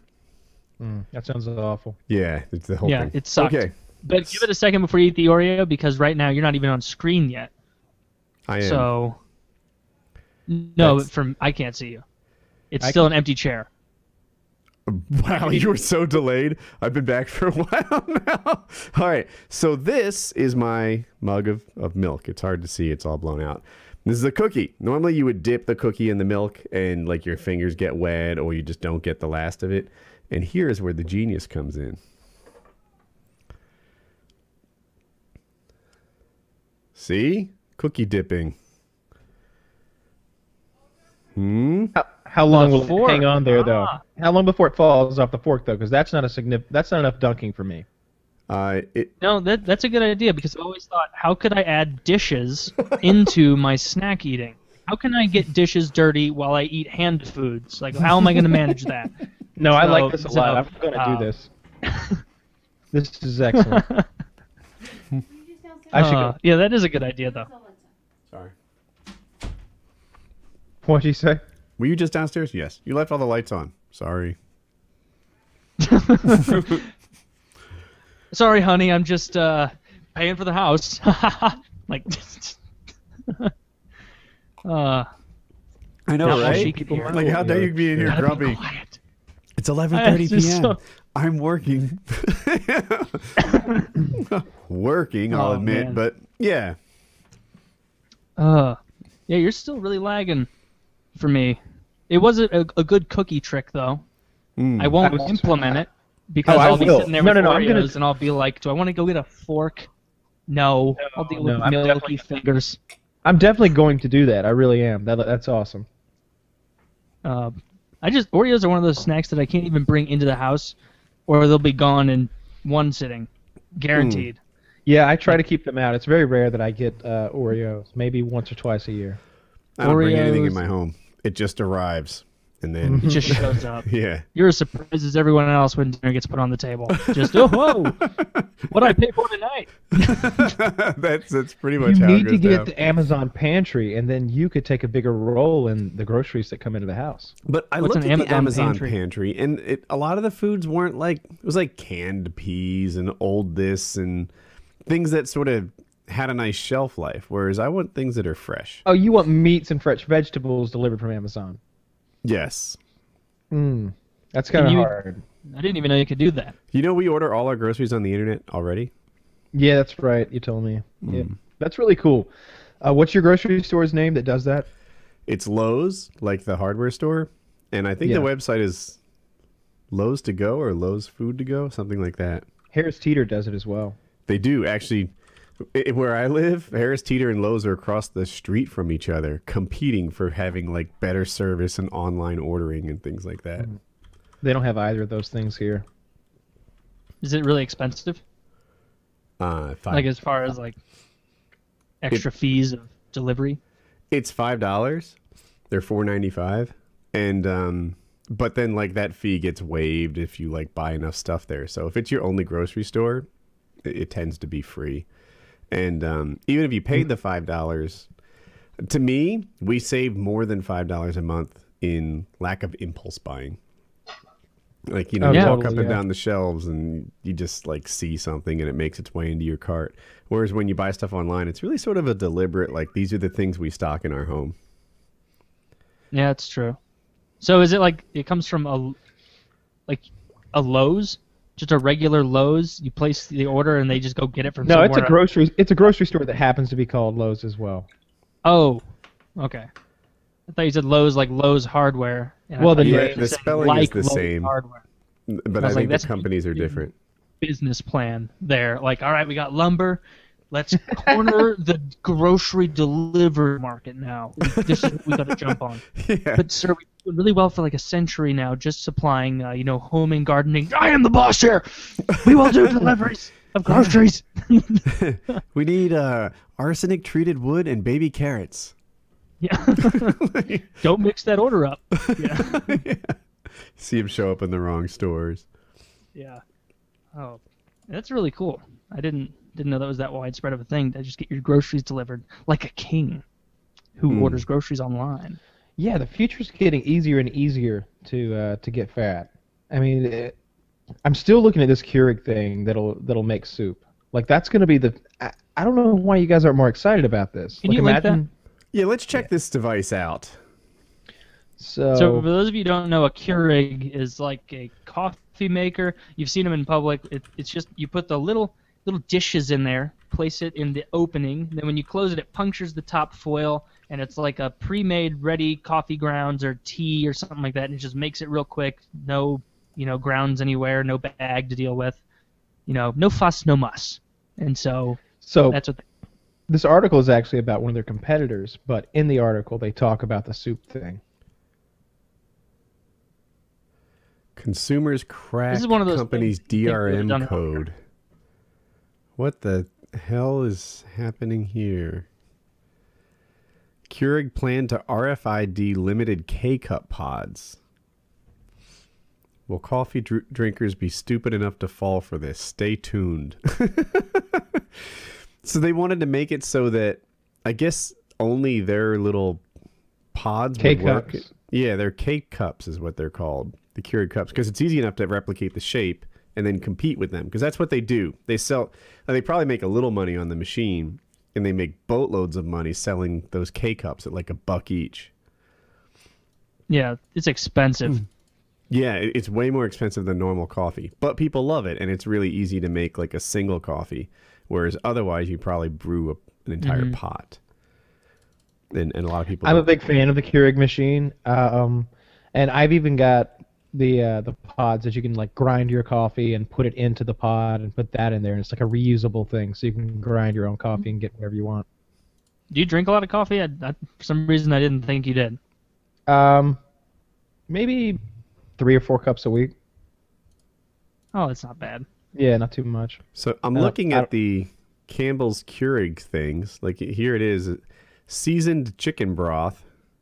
And I guess it will poke a hole in it and the soup will come out. Do you need a different machine? It almost looks like the same machine will do the trick. Yeah, the same machine will do the trick. And it looks like there's a packet of like ramen-type noodles that you would pour the boiling soup into. Huh. The thing is, it's going to be ramen noodles, essentially. Yeah, I don't. Maybe just dehydrated chicken noodle soup is what it is. At that point, it's like, what's in that you want to make this base food that's going to be kind of sketchy and expensive, or do you just want to buy a can of Campbell's? That's like, a good point. I don't know. Yeah. We'll try it. We've got the Keurig already. Isn't it going to make your coffee taste weird? If you have like Asian flavor ramen noodles or whatever their brand, Keurig noodles in there, and all that like Oriental steam flavoring, like the ramen Oriental flavor. So you don't have a Keurig, like do you? The way that I used to. I don't think that like they're ever going to flow through the same thing. I didn't use it often at all. I don't know. but I don't know. I was just thinking that it's kind of gross to make Green coffee Mountain and says that the Keurig machine noodles. has a self-cleaning brewing process, so no need to worry about chicken-flavored coffee. I want some coffee now. I'm gonna get some. You're leaving again? No, I'm gonna see if Kitty will make it for me. Oh, that will be like a little test. Ooh. Let's see if Kitty will make you coffee. I'm gonna wager no. How much you want? Think. All right, so I'm only gonna send.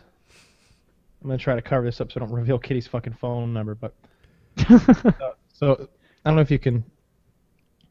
So I just said, "Will you make me a cup of coffee?"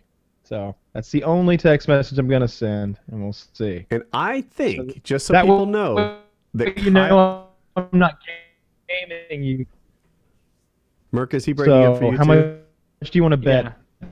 That Kyle, you're breaking up. I can't see Kyle, you. I don't know what you're hear saying. you. Go back 30 Yeah. seconds. Start again. But I'll say this. Kyle would make one for Kitty if she asked. You think? Because that's just the kind of guy Kyle is. You know, taking one for the team all the time. He's not Can talking. you hear me right now? Yeah, I think so. Would you make one Okay. for her? Yeah, I'm just really helpful. I'd make one for you. I really You know, need if that. somebody asks me to do something, you know, it's within reason. I just do it. I don't know if she's gonna make it for me, but in any case, I'll have to pick it up to the top of the stairs anyway. She's not gonna. It's not going to traverse the stairs. No, she's not gonna traverse the stairs to bring it to me. So Kyle has asked a wheelchair-bound friend to make him coffee. Let's see how this goes. If there's not cream and sugar in it, I'm gonna send it back. Well, of course. That's what you do. So You should send her another one. It says, hurry up. She hasn't replied to the last one. Do I want to what? I can't hear you. You can't hear me? I'm getting nothing. Really? I can hear him. I can hear you now. Now I'm just confused. We lost you for a little bit. Okay, now he's good. He's still a little bit of a robot voice.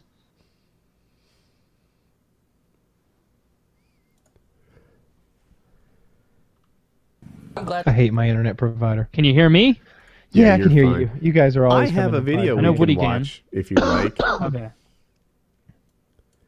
I watched this a while back, like a couple weeks ago when it was new, and it caught my Howard Stern attention. covered this. What's that? Howard Stern covered this. I'm at 0. Did he? Do you want to watch Yeah. it together? It's great. Yeah. All right. Are you ready, Taylor? Give me a sec. It's loading up for me. I have so many web pages of nonsensical garbage open. Yeah, right I closed now. all mine a minute ago. So many links to dumb shit.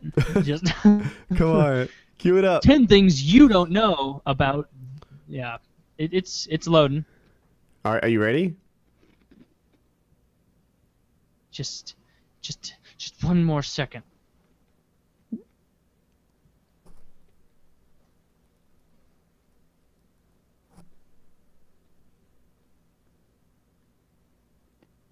We're waiting for you to say you're ready.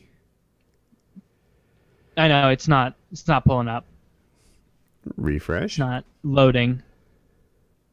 Yep, in the midst of a refresh right now, as we speak. So it is being refreshed. I'll keep you updated. I wish I knew the what little town thing you is were going in in. a circle. I feel like saying it would be a mistake. Can you type the town you're in? In the chat.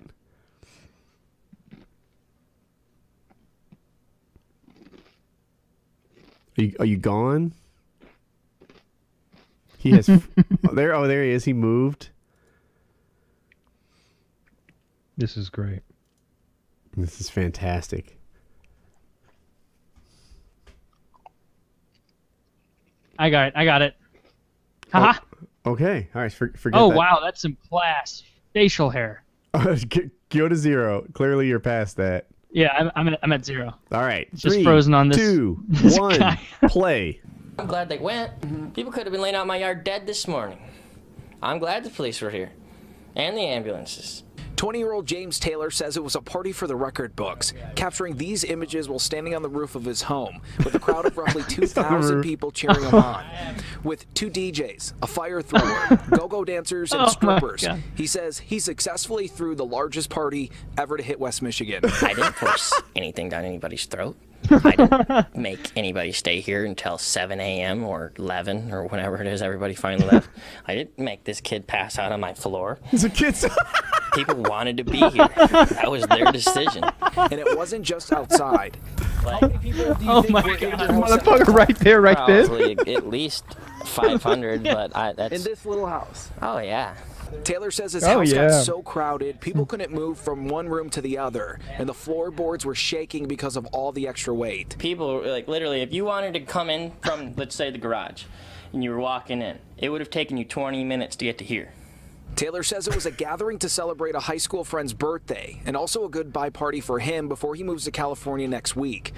Taylor says his address was given out at about 4 p.m. on Saturday, just enough time to give a heads up for people who wanted to attend, but not enough time for word to get out to police. And I guess somebody drove all day during the party day from Tampa all the way to here just to come to this party.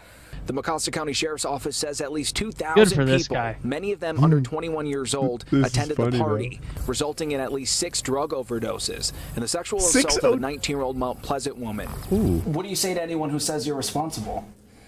I am. It's my house. You got to deal with it afterwards, but apparently it was worth it. Accepting partial responsibility, Taylor says he was unaware anyone at the party was underage and says their parents should be held accountable. Every time that you're pointing at someone, you got 3 fingers pointing back at you, and if you're a parent that's got a 14-year-old child that's been able to be at my house all night, and according to the police, there was a lot of them here. So I think some parents should do some reflections on their parenting before they start getting mad at me. That's great. Now more popular than ever, Taylor says This he's guy, not ruling out I want to another hang out with party. this guy. Any more parties here? Can we go to the next party he throws? There's always a coming home party. I feel like There's always a coming home That's our party. adventure. Out here in the middle of nowhere is a spaz. What was that last part? Anybody what in the middle of nowhere is a spaz? That has a problem with me throwing a party out here in the middle of nowhere, I think. Dude, I've got one more thing. Do you have a related video? Best street party ever? Parents yet to find out? I'm looking for it. Oh, I've seen that. But we should talk about this one real quick. Tell people. Oh, what we but actually they saw. go together so well. Can we watch both? What's it look? Well, tell me what it looks like first. I can give you a link. Oh, that helps. So this guy, this rave organizer, why did they put rave in quotes on it? Was it not a rave? Are we disputing its legitimacy as a rave? Did it not meet all the qualifications?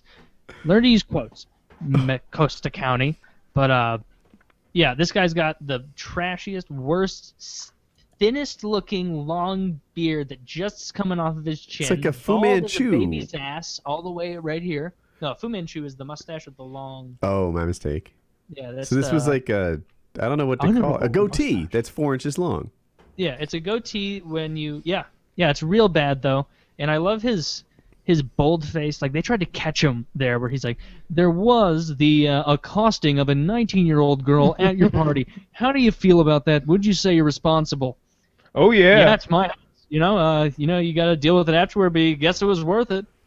Just apparently blows it off so much that he actually shuts the question down. Like they couldn't. And then he said to the parents who blame him, every time you point a finger at someone, you got 3 more pointing back at you. Yeah, a little bit of third grade justice and trite sayings. I like that. Yeah, like what was that? Yeah, no, I've heard that before. But in that situation, you're like, he had a thing going on there, didn't he? Like, you know, hey, I heard 14-year-olds stayed at your house all night long. Well, really? Well, let's look at their parents. Fair point. That's true. The parents, and then I liked how he why just am I the one responsible for your 14-year-old's whereabouts? Like I didn't make this guy pass out. It's just that almost didn't seem real. That makes me question this whole thing because that guy was passed out on the floor. That was like a Trailer Park Boys scene where it was so perfect. The guy's holding up the Fox News very officially, and the guy's like, "I didn't make this guy pass out." There's a man unconscious on the floor during the news guy's report. laying there. And he's not in like an I passed out comfortably pose. He's in Like, I don't know if this thing's I was real so now because of goddamn that. drunk I could hardly function pose. That's Dude, what that guy was. we have to watch the next one too. I swear this next one will rival it. Are you ready? These two compete for best party throwers. This guy's not gonna lose. I like this guy. The facial hair is bold. Oh, I respect him. Wait, okay, wait a minute. I'm glad you said that the first guy can't lose because the second guy's a legit contender. Are you ready? I'm queued up. Taylor, you're the weak link. I'm queued up. All right. Queued up. Ready, set, play. Well, it's the real-life risky business. A teenager holds an alcohol-fueled party for hundreds of kids or New Zealand, while his unsuspecting parents are on holiday. It is Australia. 16-year-old Corey Worthington is now facing not only the wrath of mum and dad, but a $20,000 fine from police. I spoke to him a short time ago. Corey, thanks for joining us. The only question that I can think to ask is, what were you thinking? Oh, the left nipple ring. What the fuck? I wasn't really. Did your parents say you could have a party? No. So they didn't. Why did you? I don't know, it was just a get together with a couple mates at first, and then we thought we might as well just have a bit of a party, and then it sort of just got out of hand, and yeah. Well, 500 people turned up, the air wing of the police force, the dog squad. The police force has an air cars wing? were being destroyed. And the dog squad? Look at that, the police cars were getting wrecked. Well, they don't have guns. Look at this guy. I don't answer. Streaking. Yeah, they probably try to kill me. So that's a short-term strategy. You're going to have to talk to them eventually. He's not answering the phone. Sorry. Are you sorry? His big yellow sunglasses. Yeah, I am. You don't sound very sorry. But I can't be exactly blaming it happened because it wasn't in the house. It was out in the street, and I didn't do it. Like, the police said, you stay inside so you don't get in trouble, so I did what he said, so... Why don't you take this opportunity now to apologise to your parents and to your neighbours who have said today that they were frightened? What is that? Well, Who are those people? I've already offered to say sorry to them and stuff when I see them, so... I will say sorry now for everything that happened. Why don't you take your glasses off so we can see you? And then apologise to your neighbours for frightening them. Nah, I'll leave these on. Nah, I like them. They might be fined $20,000. Are you going to try and pay that for them? Yeah, but I don't think it's fair they'll be fined it because what happened, it was my party, but it could have just been any random person walking in the street doing it. What happens all the time. Your parents were out of town, you put out the invitation, you started it. Why don't you make a grown-up decision now and accept responsibility, take off those glasses and apologise to everybody that you're frightened, to the police but he's awesome. who were forced Keep to listening. retreat, As and if whose she cars wasn't have been whoring it damaged, around these and to parties the 12 years ago. community who've had to pay for this. Take off your glasses and apologise to us. I'll say sorry, but I'm not taking off my glasses. Why not? Because they're famous. Because your glasses are famous. This is great. Yeah, Why are your glasses famous? I know. Everyone likes them, so I know. I'm not taking them off. You're pretty happy with the way you look and the attitude you've got, are you? Yeah, my parents aren't, but I am. Okay, Corey, we've got to wrap this up. But what would you say to other kids who were thinking of partying when their parents are out of town? Get me to do it for you. Get you to do it for you. Not don't do it. Nah, get me to do it for you. Best party ever so far. Well, that's what everyone's been saying, so... We've got to go, but I suggest you go away and take a good long hard look at yourself. I have. Everyone has. They love it. I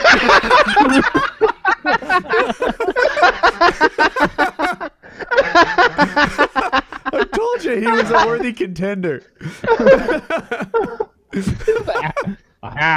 Everyone has. They love it. Okay, that guy's up there too. That was really, and what made it the best is just how demanding that reporter was that he be apologetic and that she's the grown up here and she needs to show that she's a respected journalist who's gonna get the story going and whatnot. He's Hey, just why don't you take those sunglasses? I wanted him to be like, why don't you take your top? I wanted him to ask her to take her top off. Take your top off. Oh, that'd be so great. But I like, she's like, all right, now it's time to face the music. Be an adult, enter my world, etc. And he's like, no, I'm pretty happy right where I am. I'm in dreamland over here, lady. Yeah. Much more fun. Yeah. That's totally what he is, too. He's 16 years old. He's still in dreamland, and he's still enjoying it. I didn't like the hair or the left nipple ring. I His thought hair was like Super Saiyan-ish. It's just too blonde, like yellow. To me, the hair, the left nipple ring, just complemented the sunglasses. And it doesn't hurt that he was in good shape. Like, he had ripped pecs. That's all you could see. But you assume he has abs and that this guy is fairly confident, smooth talker, does well with girls. At 16, anyway. When they hit 22, they'll be looking for someone who's more successful in life. But at 16, he's rolling in the babes. Yep, I liked the open kind of fur-lined jacket that he had going. It looked like it was pulled off of a women's clothes shelf at a Goodwill. Like, just it didn't look like it. Like, just from the way the shoulders were kind of tight on him, you could tell. I need the to see it again. That guy was great. I like the streaker. Yeah, right. Well, it looked like he had lost his clothes and was escaping home. 1 minute into the video, there's a guy with covering his face and his junk, and yeah, there's it's a hoodie. It looks like, and some sort of fur-lined hoodie. Both of them are legends. Yeah, but those guys both look fun, like a couple of fun people. Yeah, I don't want to know them and depend on them, but I want them in my outer circle of friends. Yes. Yeah. Yes. That's exactly what you want. It's a shame you're way older than them. Yeah, it's a shame that if I was at that party, they'd think the narcs were there. Yeah. There's a cop. Yeah. A really old cop. With great hair. Oh, you're graying up now? I said no, great, not gray. Oh, great. I do have I don't even know how many gray hairs, 5 or something. They exist. They're just a touch of gray. I see them every so often, but by and large, spared compared to some. Who's the favorite? Who do you guys pick, first or second guy? I like the first guy. I'm still going first guy just because he was the guy passed out on the ground was fantastic. That was almost that's too good. I had to say, to be a passed real out thing. guy beat streaker guy, right? Oh yeah, because you can see streaker's not that crazy. The guy's holding a beret over his junk or something. Who cares? Like the passed out guy, it looked like if there would have been a chalk outline around him, he would look like a dead body in a 50s detective movie. It looked like he was dead maybe anyway. Yeah, he could have been a dead person. I can't believe they were doing the news broadcast with that guy laying there. If they had asked first guy to take off his glasses, there was something about the second guy who was just so challenging of authority. Whereas the first guy had figured out how to work amidst a society with authority, right? There's a difference there. The first guy is like, hey, I do fully accept responsibility. It's a shame that this happened, but hey, there's some responsibility in you. If the cops said there were a bunch of underage people here, who knew? But that's not completely my responsibility. The other guy was just like, I'm a legend. My glasses are famous. I am famous. If you need to throw a party, get me to do it for you. It'll be rocking. He was still in his dream world, whereas the first guy had entered adulthood to some effect. I admire the dream world. Either of them entered adulthood. Even a little. I think the first guy was on his way. The first guy I thought was good just because, I don't know, it was almost more entertaining because anybody can be, a little annoying thorn in the side of authority, just kind of being like, no, I'm not doing that. It's a lot harder to do what he did and kind of play it off it was a great party. Why? Yeah, it's my fault. Yeah, I had through it, but what are you going to do? You're winning me over. I'm going first guy. All three of us are. I would like to see a straw poll on the subreddit. You guys put it up there on Saturday after this goes live, and let's take a vote on. And if anyone has a third contender, I'd like to see it. This is similar fun. to this. Yeah, put it in the comments. I had seen that second video, but I haven't seen any more good ones. Reddit.com/r/PKA. Make a straw poll for us, and in the comments, if you have another legend party, let us know. All right. Yeah, I look forward to seeing how that works out. Did you ever see the movie Project X? When that was the whole premise that the guy throws the biggest block party ever. Yep. X-Jaws had planned on doing that. Do you remember that? Mm-hmm. X-Jaws made a video saying he was going to do something on the premise of Project X. And he knew a DJ. I don't know if the whole thing was designed to promote the DJ friend or not. I'm not sure what the deal was, but he was going to throw a massive rager. It would have been legit if actually. I mean that was a couple years ago. Like the X-Jaws that really appreciated a good party. What is X-Jaws up to now? Is he still on YouTube? Not really. I bet he's made 3 videos this year, something like that. He ran into some hard times with drug use, and now he works in his dad's pot shop. Like they sell medicinal marijuana, and I guess he's just adjusting to life in retail. I think that's about right. Wouldn't have pegged him for that. Interesting. Which part? Oh, a drug problem. Oh. Like hard, or is it? It's probably not out in public. Adderall. Oh, you guys. Well, you were talking about. Well, he was snorting it. Oh, well, that's Oh. And it didn't stop there. Oh. Like I don't want to go through the list of everything, but if it wasn't just Adderall. He was trying it all, and but Adderall was the one that he went big on.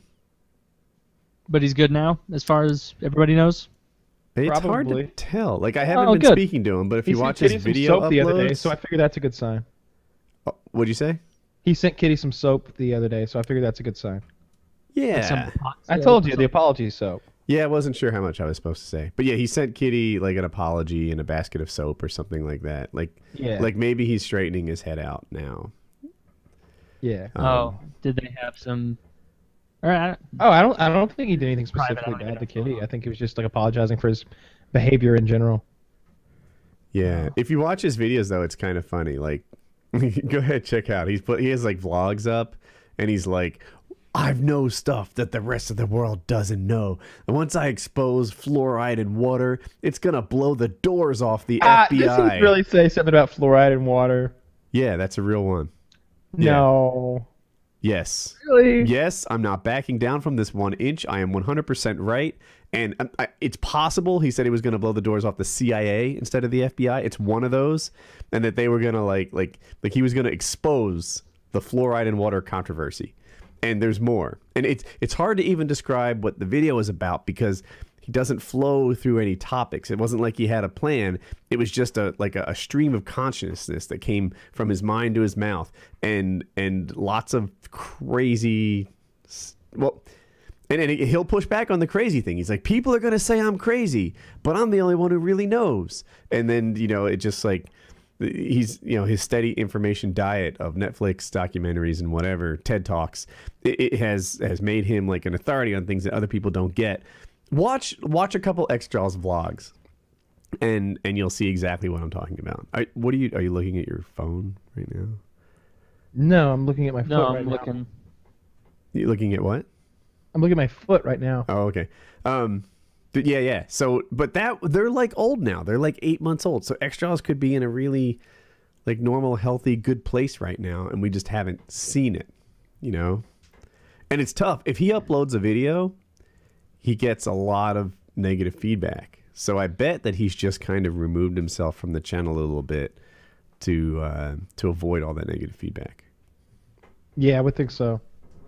Like, hope he's doing better. Yeah, I bet my prediction is he's doing better just based on the Kitty thing. And that if he uploads like a fully sane, hey, here's where I am, I just thought I'd keep in touch with you guys, that even then the internet trolls would respond to it negatively. Probably so. Yeah. Yeah, the internet's mean. The internet is mean. They will send your local military to your house. Yeah. Who may or may not kill you for no good reason. Man.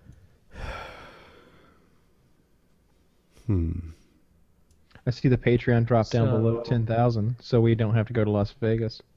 Yeah, if it goes back up. Yeah, so if people don't know, there's a Patreon. It'll be a link in the description. Probably everybody knows by now. But you can get various things. You can get PKA early. You can get access to PKN, which is an extra show that we do. There'll be a link in the description. You can see all the benefits to it. There's something you can hang out with us in private hangouts and things. And at 10 grand, we do something special. I think originally it was going to be a trip to Vegas, but we wanted to change it to something more subscriber focused. Like it would still be a live show, but instead of us going to Vegas and not knowing what the hell to do with like our basically non-drinking selves, it was like, I don't know, go to Minneapolis and meet up with fans, or Texas or London or who knows what, and make it a little more fan focused than remote PKA, which was the original idea. Yeah, exactly. I think that would be better use of the funds and everyone's time, and especially if it's New York, LA, or London, something like that, where maybe we can meet the maximum number of fans. You know, you do something in some remote, even Vegas. It's just not a Chicago. Yeah, we would mesh up we wouldn't mesh very well in Vegas together because Woody doesn't want to gamble and doesn't want to drink. Yeah. I'll drink, but I don't really care about gambling. Kyle doesn't want to drink very much, but he'll gamble. And so, yeah, none of us match up at all. Yeah, we wouldn't really have any fun together, I don't think, there. I hate the strip clubs. Like, I hate, there's machine gun shooting there, but I find that to be lame because I can do that at home. And it's really expensive. Yeah, everything's expensive. Mm. The casinos are just money traps. I don't like Vegas very much at all, and I've been several times. I go a couple times a year. I don't like it.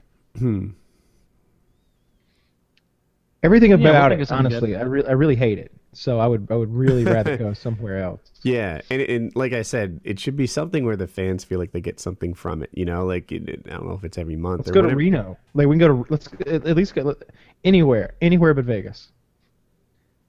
Boston, New York, Los Angeles, Ontario, fucking Guatemala, Cuba. I don't care. Just Cuba sounds cool. How about New Orleans? New Orleans. New Orleans is pretty rough, man. Like, you can get in trouble, you can get hurt, down on the street when things get rowdy. Let's go to Ferguson. Huh? Oh, yeah. Interviews on the street. Merca's old stomping grounds. Some Ferguson interviews. I think that's settled down now. And has it? Yeah, it's only we saw that. Yeah. The best part to come out of Ferguson, in my opinion, is that the whole world seems to be looking at the United States militarized police and asking if this was the right thing to do.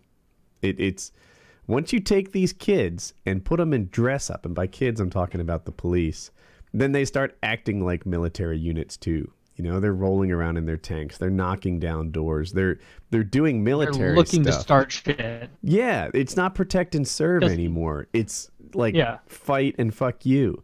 And it's not like a war zone where it's like they know that they got to be on point because there's someone could get them at any point. They're hunting for something, these cops, or a lot of them at least, because they know nobody out there can compete with them. It's like being Overeem walking around a Walmart just like looking for someone to just be like, and got him. And then just like walk over and just bam, just done. Then walk over to another guy, bam, done. Like there's no challenge, and so they're really incentivized to get in there and do it. Like playing a horde mode on easy. I'm trying to make these comparisons. I've joked before about how, I daydream of somebody coming to my house because I'll, get an opportunity to kill them or whatever. These guys live that reality. They literally roll around in tanks and armored personnel carriers. And, they got their sniper rifles and their assault rifles and they're just, body armor itching for a fight, thinking that they live in, like, I don't know, Iraq or something, Afghanistan, that this is a real, them or us situation. When, if they were real police, dressed in blue shirts, patrolling the street, getting to know the population that they serve, and by the way, they're supposed to be serving this population instead of fighting it, like they should know their beat. They should have friendly people in that neighborhood letting them know who they need to keep a closer eye on. That's how police work is done. They're not doing police work, they're doing military work, which is just roll in and kill people. And obviously, to be fair though, that's not a good area to just be walking around trying to make friends dressed as a cop. That's how they used to do it. Recommended. That's how they used to do it. I don't accept that. Like, you need some bravery to be a cop, and you need to be able to roll around in a blue shirt and know the locals and have some respect for them. And and have some respect from them. You know, that's how policing always was prior to the 21st century.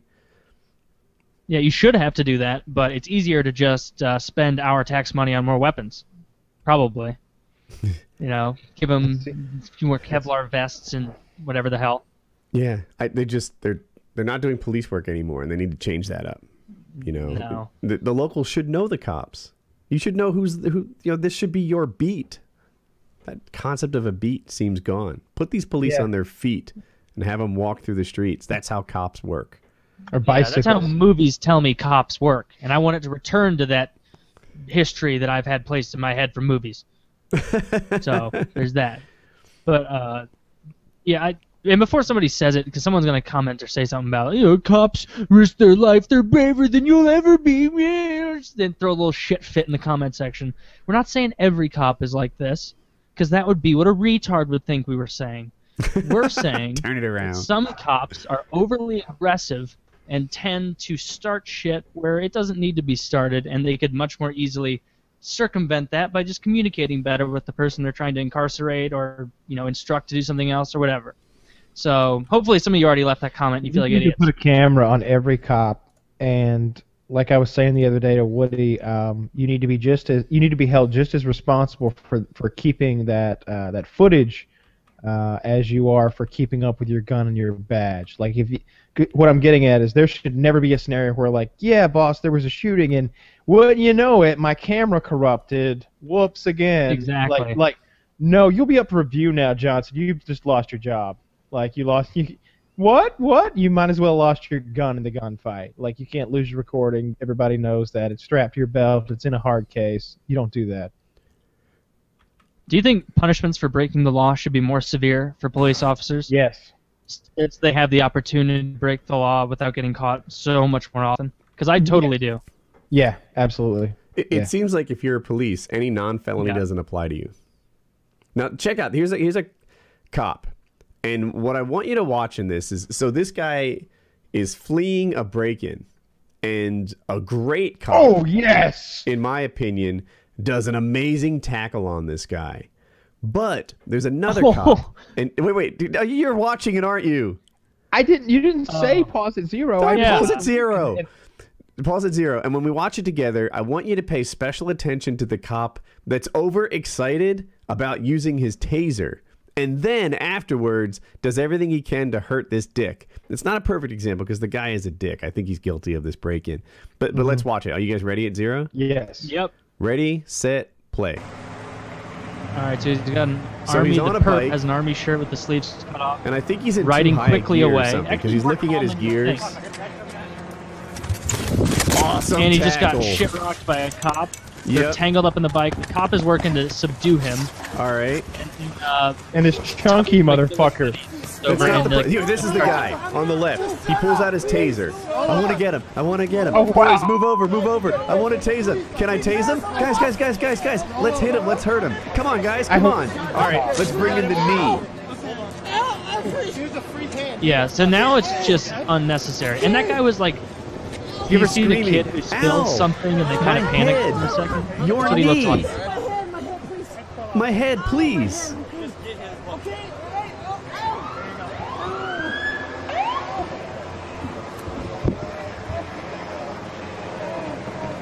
I mean, I don't feel that bad for him because he was stealing from somebody's house. It's not a perfect example because the guy's he just broke in. Yeah, I he assume is it a was piece at of home. shit. Yeah, he was a piece of shit. But that cop who was like, I want to tase him, he's like itching to get the taser out. And then once they've got like one of the handcuffs on and tasing's inappropriate, he goes and he drives his knee into the guy's face as it's on the asphalt. And you like given another Go back and watch his body language. Okay, to what second? Back to like 16 seconds before he comes in.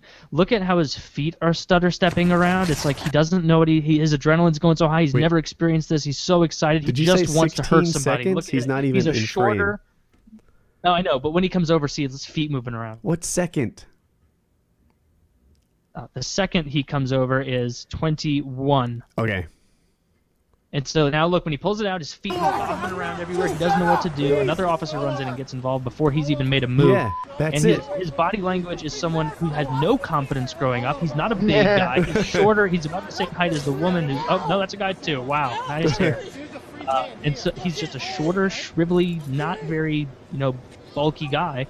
And so this is just a stereotypical cop who probably got into it because he was bullied, and now he feels like he has to compensate for it by being, Joe Badass all over the street.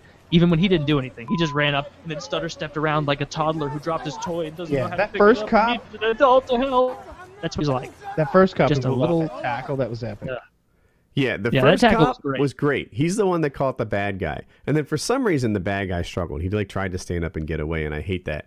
But the one cop, the one that we're all focused on with the nervous footwork, I see him in another situation.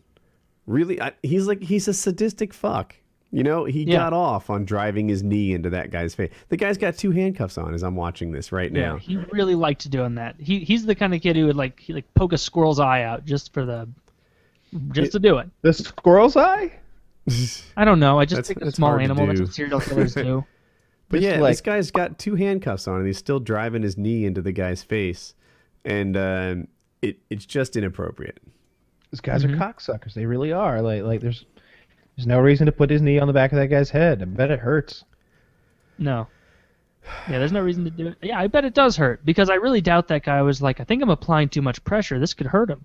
Oh no! I think he was probably thinking, he's trying to hurt. I want to hurt this guy because I'm not a real man, and my wife probably fucks other men when I'm out here, and I'm really insecure in myself. You see that body? You see that body? My cock doesn't get hard, but I'm showing this guy. Look at this. I'm 5'4" of pure pasty man, and I'm gonna show everyone. And it's just, what a dick. He's the kind of guy who would write you a ticket for going 3 over. He's sadistic. That kind of guy. The sadistic means that you get off on hurting other people, and I know you guys know, but I thought someone watching might not. And that's what I see from him. I think that he was really excited and happy and just jazzed to have an opportunity to beat someone up without any risk to himself. Yeah.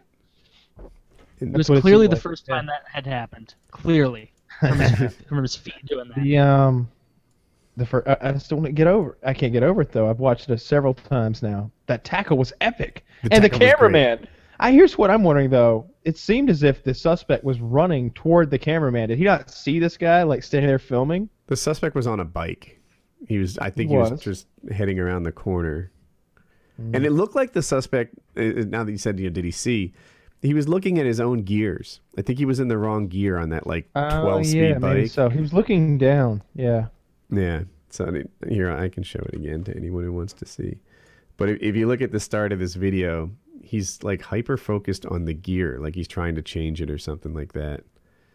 And that's how he didn't see the cop, and bam, nailed him. So yeah, that video was awesome. Pretty satisfying video as far up to the tackle. I liked it because that was a good cop video. Wow, that guy actually got him. Even the first 3 cops I thought was good, but when that 5th one got there, can I tase him? Can I tase him? Let me tase him. Just doing the nervous footwork, the whole Yeah, the little douche McKilligutty comes in and ruins everything. I bet he's the officer they all hate too. Oh God, Steve's here. Yeah. He's gonna make a scene. We're gonna be on the internet again. How many live leak videos do you have to make for us, Steve? How many times? Steve's a real asshole. Yep. Steve shouldn't be a cop. Nope. Shouldn't be a cop. It shouldn't be that hard to get fired as a cop. It should be really easy. That's what's one of the things about city jobs. It seems like you get to keep them forever. It doesn't the typical joke about the public works employees leaning on their shovels. Yeah, of course not. Who gets fired by working for the city? They don't have to turn a profit. No one gets fired. They're all lifetime jobs. Yep. Cop, fireman, ditch digger, secretary, lifetime jobs for everybody. Yep. It doesn't matter if you're not good, as long as you're there. And even then, not really. Do the people at the DMV ever seem like they're concerned with and our customer service for you? Could you fill out this survey? No, those fat ladies who work at the DMV don't give a shit because they don't have to. Anywhere like that. Which the DMV... So Liam Neeson has signed on to make Taken 3. Really? So let's draw some possible scenarios that could have. In the first one, the kid is taken. In the next one, the parents are taken. So I'm going to guess that he takes the bad guys somewhere. Taken. And then he's going to go to Iraq and kidnap some people, and they're going to have to get free. Tables are turned. What would your Taken scenario be? So it says here at the actual article that I'm reading, it says that he only agreed to it as long as no one got taken. Because I think he had said all along that it'd be ridiculous. Yes, yeah. If anyone tried to take anyone else from him, and if he allowed it to happen. Well, you know what's more ridiculous is making a movie called Taken 3 where nobody gets taken. I know. Nobody. What if at this point he's it's like if they removed the rings from the Return of the King. They just screw it. No more Frodo. We're just gonna finish the Battle of Mordor and cut it. No more of that. Like you need someone to get taken, or it wouldn't be. Or what's Liam Neeson gonna do? He should start a Maybe whole new he has a series younger called daughter, Finder, where like he grabs other people that are taken and rescues them. He could be the finder. Maybe somebody else comes to him and they're like, you know, we heard that you got your wife and your daughter away from these people in the past. Maybe you could come and get our daughter back. And he goes to do that. That's what I'm saying. And while he's doing that, the people go fuck with his daughter again, and then it gets personal. And it turns out the first guy was in on it, and they didn't really have his daughter. They just said it to get his daughter. I got it better. What if the person who hires him to get their daughter back is the person who originally took his daughter? I keep saying What if it's this. a romantic comedy where Sarah Jessica Parker takes his heart from him and he can't resist, and they just go on a series of cute adventures together. They go to the park, and it starts out when he brings his Doberman there very intensely, and the Doberman runs over, and in the bushes he hears a ruckus, and he goes over, and the Doberman is fucking a very cute little poodle, and then Sarah Jessica Parker runs over, and she's, oh my god, this is so funny, our dogs are fucking. And she steals. What are you talking about? I don't know, but that'd be new. Romantic Dog comedy fucking. direction. I know. All of a sudden, he's like the dog takes his little corkscrew tail.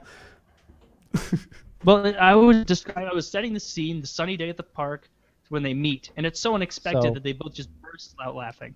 That coffee thing never did happen. What'd you say? Thing? That coffee thing never did happen. Oh yeah, I forgot you requested coffee. Yeah. Oh yeah. Well, we didn't make any bets. Which good way thing we we did don't a really bet, get coffee Kyle? anymore, anyway. I really thought that coffee was coming. Just texture the word please. I sent a question mark. I guess I'll send please.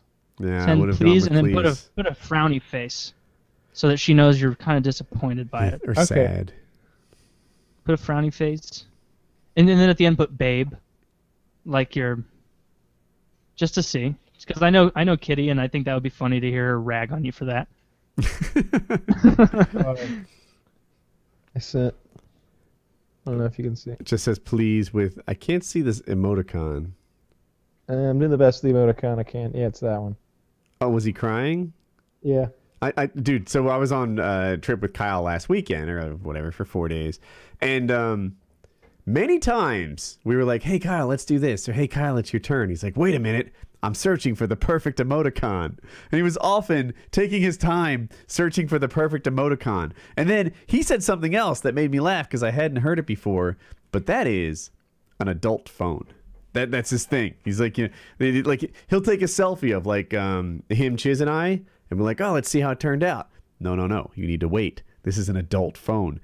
Everybody's like, oh yeah, let me look too while you flip through your gallery. Like, my gallery is a scary place, okay? There's lots of stuff in there. You don't need to be looking in there. Like, wait a fucking minute. I'll queue up the image that you're looking for, and we'll all look at that one. Let's just say, like, if Kyle loses his phone, it's not like a shit. Who am I gonna text? It's like it'd be a full-on panic attack of who has everything, who has everything that I need, who has all of my pictures of myself posed in front of a mirror. Yes. It's not that. It's wait. There's no dick pics on your phone. There's some dick pics Yeah. on my phone, but it's not like some Are they big, yours, at wide least? artistic. It's not some wide artistic angle or something. It's He's just a dick refusing pic. to answer But you know, that there's question. naked pictures of other people on there. There's some women on there that you don't need to see. There's like like. Do these women see. have props? Tools, sex aids? Penises. I mean, oh god, well I can't show nudity. That's right. I almost messed up. There we go. Yeah, there's stuff on there. It's an adult phone. You almost just threw it up on there. Hey guys, I thought I'd get PKA taken down. It's just a little nudity. Don't A show little it. bit nudity never hurt anybody. But Unless that it's, like, woman you cold showed, she outside. had a bikini on, right? Yes. Yeah. Oh, she had that flesh-colored with the fake nipple bikinis, right? She it has the wasn't fake naked. areolas on the outside. It was to blurred be out. extra It's all sneaky. PG-13, mostly, Yeah. kind of. Yeah. Well, it looks like she either had some sort of bottoms on, or maybe she's got a happy trail going as well. Yeah, Just perhaps. from the brief little bit I saw. But yeah, And it no is one an will adult notice. phone, and it's Woody was like, oh yeah, he wanted to look at the LG 3G or whatever my fucking phone is. Yeah, LG yeah. It's a G3. phone that I hadn't He's seen like, before, and it's one I of the don't- top 3 Android phones. And wait. So I'm looking to replace my phone. I might get the iPhone 6. That's a strong contender. But also, I reskinned my Samsung, and I've started to appreciate Android a little more than I had in the past. And Kyle has a brand new high-end phone, so I asked to see it. And I basically said, he was like, but which application can I use? He was yeah, just- it's Not like camera. yeah, no, not the camera, not I guess Reddit. Reddit was probably the only application that you could have looked into. You click anything else, you see some dirty stuff. yeah. So- You really have to not go exploring around his phone. What other dirty stuff do you have? Like most apps that I have are like Shazam. How's that dirty? Well, How- I guess most just apps not don't his even have the text message capacity. history, not his gallery. Mm-hmm. Like as soon as he opened my text message history, or maybe a text came in and it was something dirty immediately. Like the first text that rolled in. Yeah. Woody reads it. Woody goes, "What would you do to me when you tie me up?" Yeah, and he's just like, it was something just like that. I'm just like, it's an adult phone. Like, Yeah. you There are shouldn't be reading my typically text message. several dirty conversations happening at the same time on any given night. That's That's risky not true. business. Oh, That's no, that's just not not true. true. There's actually just one girl. Yes, me. absolutely. Yes. We You had out Taylor. there. Yeah, We're yeah, talking about like you. the text with Taylor. Yes. Uh-huh. Exactly. Oh, yeah, it is an adult phone, but I caught a glimpse of a few things, and Kyle is a big fan of sharing adult things. That's not Yeah, true. I've never seen it, and I would have. Yeah, you would. Yeah, if he had ever shared. I don't share any photographs that I haven't been told that I can share them. Like I'll ask before, and I was like, "Can I share this?" And they'll I'll get a yes or a no. Some No, girls are yeah. okay with that. Some girls aren't. That's Not honest trying to truth slow you about down it. the river. I'm really careful about that. I know you are very honorable with your pictures on the phone. Honorable. Did this just get racist? Yeah. I'm sure Remember- it's my fault somehow. That was funny when I said that to the waitress the other night. She was talking about the Asian guy. Yeah, that was funny. I like that waitress. The cutter. No, yeah, the no, cutter. the cutter. Yeah, I like the cutter Yeah. too. Yeah, she was Yeah. she had a good sense of humor. Yeah, I liked her. She was personable, and she was a toucher. Lots of touching, arm Yeah. squeezing, and patting. And Like the stuff. second we walked in the restaurant, she had her Trying to get a arm bigger around my tip. waist or something like that, and I was like, "Wow, obviously I'm hot." And then I see her arm around everybody's waist, so we were all hot. I guess let's stick with that. Yeah. She gave me a hand job though. So. At the table, it was awkward. At the table. Yeah, Just right there. I got a It was steak, very but awkward. it was a little bit semen flavored by the end. But Yeah. you get what you get. Gross. It was more awkward because he was standing during it, so it wasn't even under the table. He might have been aiming He at was my sitting on a steak. bar That's stool. just bullshit. Kyle, that's not what friends do. Yeah. Whatever you got to do. Whatever you gotta do. I mean, I'm sometimes trying to we'll- think. The Huddle House experience was awful. That was the worst that guy was the worst at everything. There was only, I'll make it quick, but like there was only one guy working at Huddle House when we went one night, the last night we were there, and we were hungry. We'd been shooting all day, which you might not think is a activity that'll take it out of you, but it really is because there was a lot of target moving.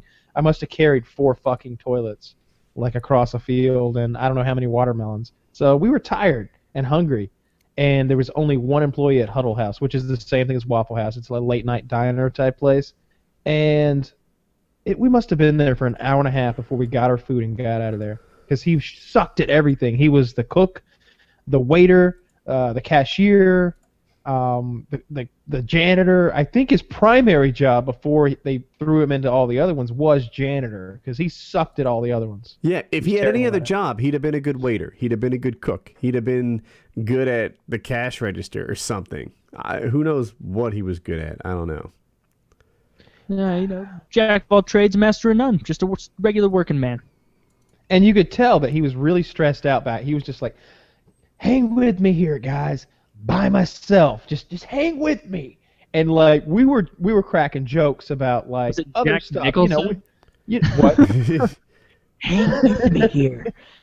Hang with me. Take that baseball bat and bash your little brains in. I like that movie. That's a great movie. But no, he wasn't Jack Nicholson. He was just really stressed the fuck out. And so we were understanding of his stress level, and we were willing to like bear with him. But we were also cracking jokes over there, as we do, and the situation was funny. And we were not making fun of him. But he heard us. Oh, I was quoting a movie where this guy walks in and he just yells at a random waiter.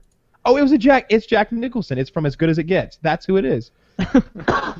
He comes in with Helen Hunt and he just yells like, I don't know, fucking 2 lobsters and bottle of this, and he just yells the order really rudely, and I was kind of doing that myself kind of loudly, and the guy thought I was yelling at him. He's like, I'm going as fast as I can because I had yelled like 2 steaks, and the guy was just like I was trying to order 2 steaks roughly and crudely like from all the way across the fucking restaurant, and I think he thought that we hated him the whole night, and he was just really sweating it, and so he fucked everything up. Like he burnt the bread, and like Chiz never got his grits, so he'll never know what they actually are. He burnt the bread on my burger. Yeah, like the inside of my burger bun was black.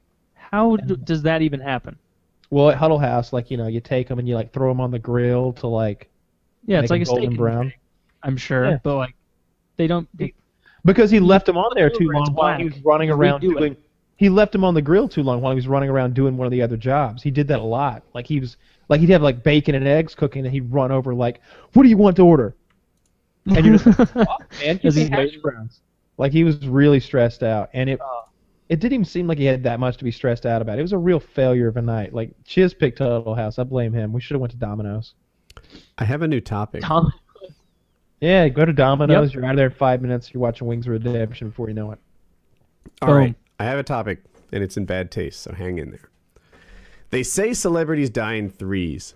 I think we should each put $25 into a death pool, and you can pick 2 celebrities to die. The first one to get a hit takes all 75 back. Christopher or I guess Lee. It'd just be 50. You just won't pay. Okay, give me those rules again. So we've got All right, celebrity $50. death pool. You'll put in 25, so the winner's going to get 50 because there's 3 of us. You with me? Yeah. The winner's going to get a total of 75, but profit 50. Yes. Yeah, or maybe we just won't put in until there's a winner. That's the other way. Fair enough. We're saying we're going to do it for the show. You need to pick 2 people, and the first one to get a hit wins. You're going to pick the people to die, and then we'll just sort of keep on top of it, And it's cool because you could say it could be anyone to die next, right? You may pick an old person like Betty White, right? She could drop, or like Lindsay Lohan, who's healthy but could OD any day now. I go first. Sure, pick 2. Joan Rivers, Ozzy Osbourne. Wait. Joan Rivers, didn't she die? No, you can't pick Joan Rivers. That's not fair. Joan Rivers had a throat surgery today. How many surgeries has she had? Yeah, all right, there's another rule, and I've done death pools before, and this is the rule that we throw in. If they die within 2 weeks of your choosing, it doesn't count. Because what would happen is somebody would get into a ski accident. Linger. They're getting rushed into the ER, and they're like, I got a new pick. bullshit. If that person doesn't survive He's in 2 the weeks, news now for being in terrible health. That's not fair. Okay, No. fair enough. Okay, Oh, Ozzy Osbourne and no is death definitely row one I picked. inmates. Sure, of course. So definitely Ozzy Osbourne. Mm-hmm. Here, we what all about pick one, Yeah, and I'm then we gonna go with back I'm to gonna you, go with Kyle. 2 old rockers who look like they're beyond their time. Ozzy Osbourne and Rod Stewart. Okay. I'm gonna go Muhammad Ali. I thought he was dead. Right? And I like my Muhammad Ali pick. And Nancy Reagan. That's a good one. And Nancy Reagan, that is a good one. I'm going to say my number 1 is Christopher Lee. Who is that? Ooh, good one. He plays Saruman in Lord of the Rings, Okay. and he was the original Dracula. So that's how old he is. He's like 94 or something. Okay. So Christopher Lee. You want me to throw out a good one for you? No. I got to think of one on my own. I won't respect myself if I don't. Go ahead and why don't you just go ahead and pick Gandalf? Get it done. Isn't he dead? And they're easy to remember. Oh no, it was the Harry Potter Is dude Kirk that died. Douglas alive? Yes. He is. Oh, then Kirk Douglas. Wow. That's a strong Ian one. McKellen's, Kirk Douglas. Ian McKellen's like 90 something. Do you know something Ian about McKellen Kirk Douglas? is in his 70s. Really? You sure? Ian McKellen's late 70s. Christopher Lee's early 90s. Oh, that's okay. Yep. I almost want to swap out my Muhammad Ali.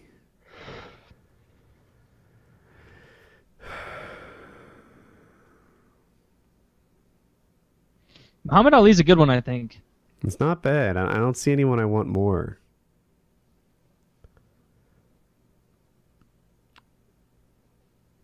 Keith Richards. Nah, Keith Richards is going to live forever. He's like a cockroach. I'll go Muhammad Ali and Nancy Reagan. I like it. Kyle, what were yours? Rod Stewart and Ozzy Osbourne. Rod Stewart, really? Is he a weak pick? How old is he? Yep. I'm going to look him up. Oh, I don't know, 70? Stan Lee or the original George Bush would be good ones. George H.W. Bush, now confined to a wheelchair. Rod George Stewart is H. 69, so you're doing good there. How old is Muhammad Ali? Wait, so your second one was who, Woody? Nancy Reagan. Nancy Reagan. And Muhammad Ali's 72. I'm sticking with it. I like That's it. a good one. I like the Ali because he's struggling. You know, he's got the Parkinson's, right? Parkinson's. That has to have. I don't know Parkinson's that well, but doesn't that have an effect on your general health? I mean, like if his. I think so. If all his other muscles are so bad, wouldn't his cardiac be impacted? Parkinson's? Yeah, Parkinson's kills you. Eventually. So Muhammad Ali and Nancy Reagan. I like my odds. I think I'm onto something here. There's no way he I lasts like that long yours. with Parkinson's. There's no way. What? There's no way Muhammad Ali. You said he has Parkinson's? Yeah. Or he am has, I wrong? No, I didn't know that. I was just asking. What does he have? But if he does, like, it doesn't. It seems like it progresses a lot faster in someone who's had head trauma over and over and over and over. Am I wrong about that diagnosis?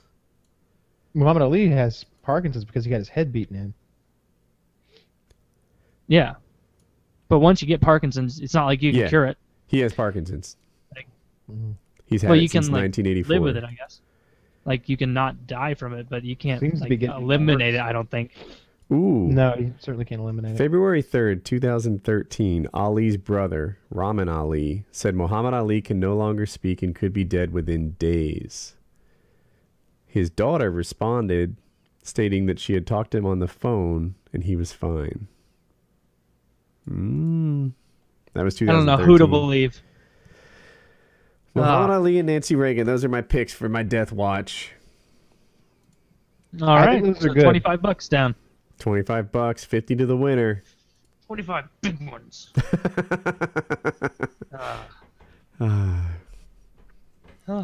Well, should we call it a PKA? Yep. All right, hang in there. I'll play the outro ad. Hopefully, I don't have too hard a time playing it. Thanks for stopping by, guys. Glad we had a fun time. You know, rate, comment, subscribe to youtube.com/FPSRussia and Woody's Gamertag. Mm-hmm. And my channel, XXX Capone 2132. You really have the. You really have the. All right. Okay. So everyone, let's play the outro and thanks. Yep. See you. This episode of PKA is brought to you by Squarespace. Put yourself online today.